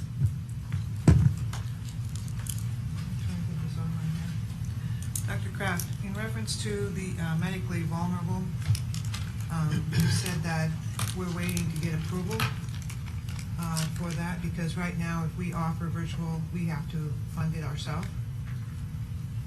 Would it make good sense for us to try to go ahead and fund that ourselves, come up with the guidelines, what we would consider medically vulnerable, so that people like Ms. Chun and other parents who are really, Yeah. I mean, these are serious issues, and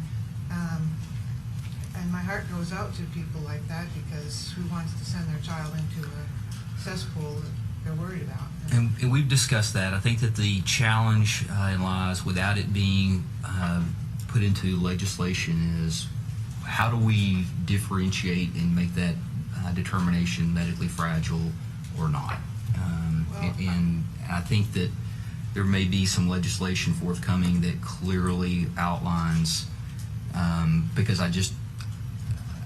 I don't know what I don't know just yet. And I said cesspool, and I don't mean that our school districts are cesspools. They're no stretch of the imagination.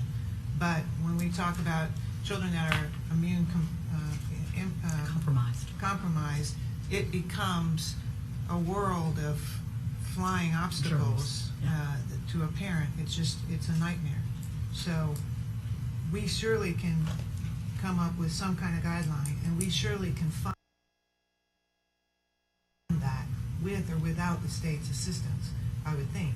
We're not talking a population of, 3,000. We're talking about a small cohort.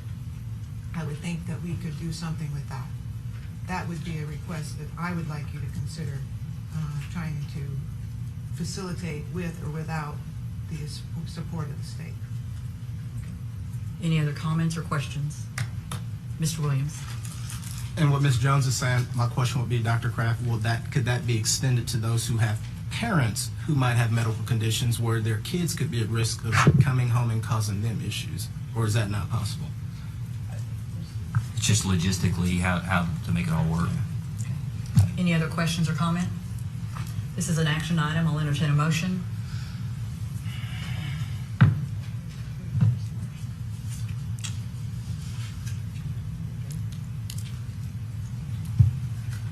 Mr. Williams?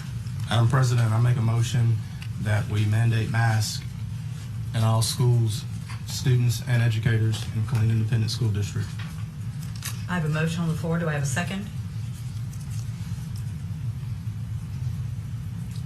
Seeing no second, the motion dies. Seeing none, we will move now on to item number 5. Consideration of Killeen Independent School District employee additional leave resolution related to COVID-19 absences. Dr. Kraft. Yes, Madam President, members of the board. Again, this was one of those requests for this evening that I'd like for the board to consider. This is an effort, in essence, to provide additional COVID-19 related leave. So this would be 10 days of paid leave that would be retroactively put in place as of July 1, only for current active employees up to the beginning or back to the beginning of their contract date. Different classifications of employees start on different dates, and so it would only backtrack to those dates. This leave would be contingent basically on two variables, either the first being a lab-confirmed COVID-19 test that obviously warrants a 10-day quarantine period, but then also demonstration, which this is purely optional, demonstration of being fully COVID vaccinated, and or a licensed physician's note indicating this individual is not able to be vaccinated. So again, this would be a purely optional leave that the employees who contract COVID-19 can take advantage of. And again, if they are not comfortable providing either the COVID-19 test and or proof of vaccination or a physician's note, they still have their 5 local leave days, their 5 state leave days. This is purely an option. We were talking through, again, the unique challenges associated with this upcoming school year. I feel like that the employees that are trying to do everything within their power, this warrants that leave. And so I don't have a fiscal analysis other than we believe that we will absolutely be able to use some of the ESSER 3 funds, and it promotes the public health throughout the organization. In doing so, David Thompson helped draft this particular resolution, and so, like I say, we'd like to bring it forward for your consideration. All right, Mr. Williams. Dr. Kraft, I would ask that we include all employees in this, vaccinated or not vaccinated. I don't think because if someone chooses not to get vaccinated that we should not. I'm all about leave no man or woman behind. If they're sick and they need assistance, I think we should take care of them. Yeah, the only reason that this is, and I'll explain the rationale, I firmly believe, particularly now that the Pfizer vaccination is FDA approved, the way that we're going to power through this particular pandemic is going to be through vaccinations and booster shots. And I realize that there is still contradictory information, but I believe we're in this now 18 months. If we don't start to establish herd immunity, we're going to look up and find ourselves in a very similar situation a year from now. And with a 35% countywide vaccination rate, this, in my opinion, is what we are really going to have to promote and push. That's the reason that the resolution is worded the way it is. Mr. Mills. I appreciate you, Dr. Kraft. A couple of times you mentioned herd immunity, and I've had this thought before. You know, you can't control whether or not you contract COVID. That's happen chance, right? But you can choose to get the vaccine. And I have spoken with doctors here in our own backyards. You know, state numbers. It's not bulletproof. We know that. It's like wearing a bulletproof vest, right? It's not necessarily going to protect you from not getting struck somewhere else that could kill you. But in our own backyard, 91% of hospitalizations for those that are unvaccinated. 94% that end up on ventilators are unvaccinated. And 99+% that die are unvaccinated. That's science. I can't say it more plainly, so I agree. And if we just wait for everybody to contract COVID, we're going to be fighting this for a long time. So I appreciate your efforts. Yes, sir. Ms. Wells. I completely support your initiative on this and applaud your initiative on this and agree with everything Mr. Mills just said. So I'd like to move that we approve the proposed resolution for district employee additional leave related to COVID-19 absences as presented. I have a motion on the floor from Ms. Wells. Do I have a second? Mr. Rainwater. Any other discussion? Mr. Williams. My concern on this is those who choose not to get vaccinated are probably not going to be swayed by this. But then if they don't have the ample leave time, people are going to come to work sick, and it is only going to increase the problem, I think, when you don't give people the time off, because they're not going to go without a paycheck. They're going to try to power through and go to work. That has been directly communicated to me by several people who are anti-vaccine. They said, Brett, I'm going to work sick. I'm just telling you right now. And that just does, not that I agree with that, but I'm just telling you that is a concern of mine when we're leaving people behind, in essence, when they don't have the time to take off. Mr. Lawler. I agree with what's been said here, that we need to try to encourage our faculty to vaccinate. I think it's important. I don't think that the first vaccination delivered all that we thought it would, but I think it may be our best option. So while I agree with the need to vaccinate all of our people, there are two things about that bother me. I don't want to require somebody to be vaccinated, and the coercion, the offering of the special treatment is bordering on pressuring you to be vaccinated. I don't like pressuring someone to be vaccinated if it's against their will. There are people out there who won't be vaccinated because they find objection with the vaccination. Whether I agree with them or not, I respect their right to make that decision for their body. So, but I do want people vaccinated.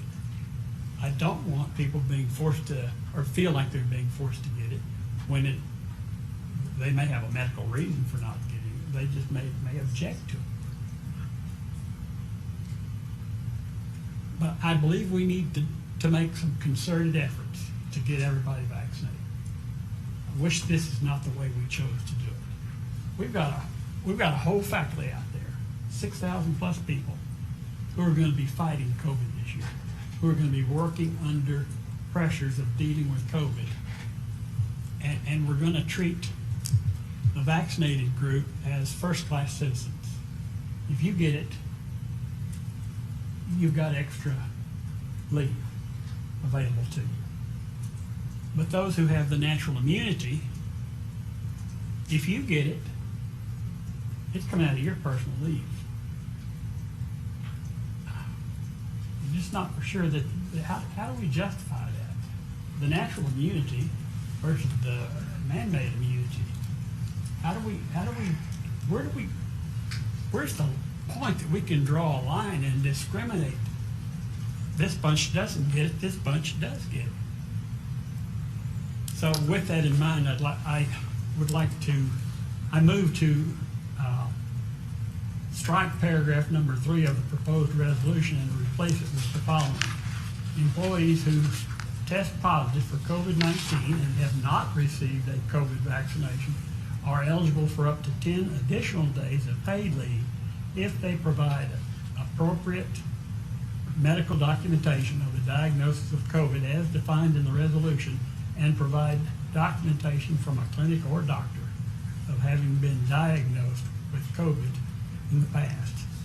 And also to amend paragraph number 6 to add or COVID-19 in the past. I have a motion on the floor. Do I have a second? Ask a question. I have a second from Mr. Williams. So I have an amended motion from Mr. Lawler, a second from Mr. Williams. Now I'll open it up for questions. Ms. Wells. Discussion. I know people that have had COVID and have been tested to see if they have the antibodies. And they have written proof from their doctor that they have the antibodies because they have had COVID. So apparently it is possible to get that kind of clinical proof that the antibodies exist. So that's what you're proposing. You want, but there should be some medical proof that you have that you've had COVID. What, I don't know, I don't understand what the difference is, I guess. There is a way of proving you have the antibodies. antibodies, which is what a vaccine, I guess, would prove also. Where am I missing the point? But your point was, your amendment was that they were COVID positive and were ill, right? They were COVID positive. They were COVID positive. If you're recovered Well, they're positive. Currently COVID positive. They're currently COVID-19 positive. Right. They've caught it again. They've caught it. What are the odds? But a lot of people are catching COVID-19 who've had the vaccine. But this simply allows them to be considered for those extra days leave if they can prove that they've had it. And perhaps that proof could involve what Ms. Wells mentioned, they've got the documented antibodies. I just want to make sure I understand clarification. So that doesn't capture every employee? No, sir. No. It would just capture those that have had COVID. Because there's a natural immunity you have after you've had COVID because you have antibodies, apparently. I still support it, but I didn't quite understand it that way. But I support it. Any other discussion? Mr. Rainwater. I'd just like for you to read that again, Corbett. I move to strike paragraph number 3 and replace it with the following.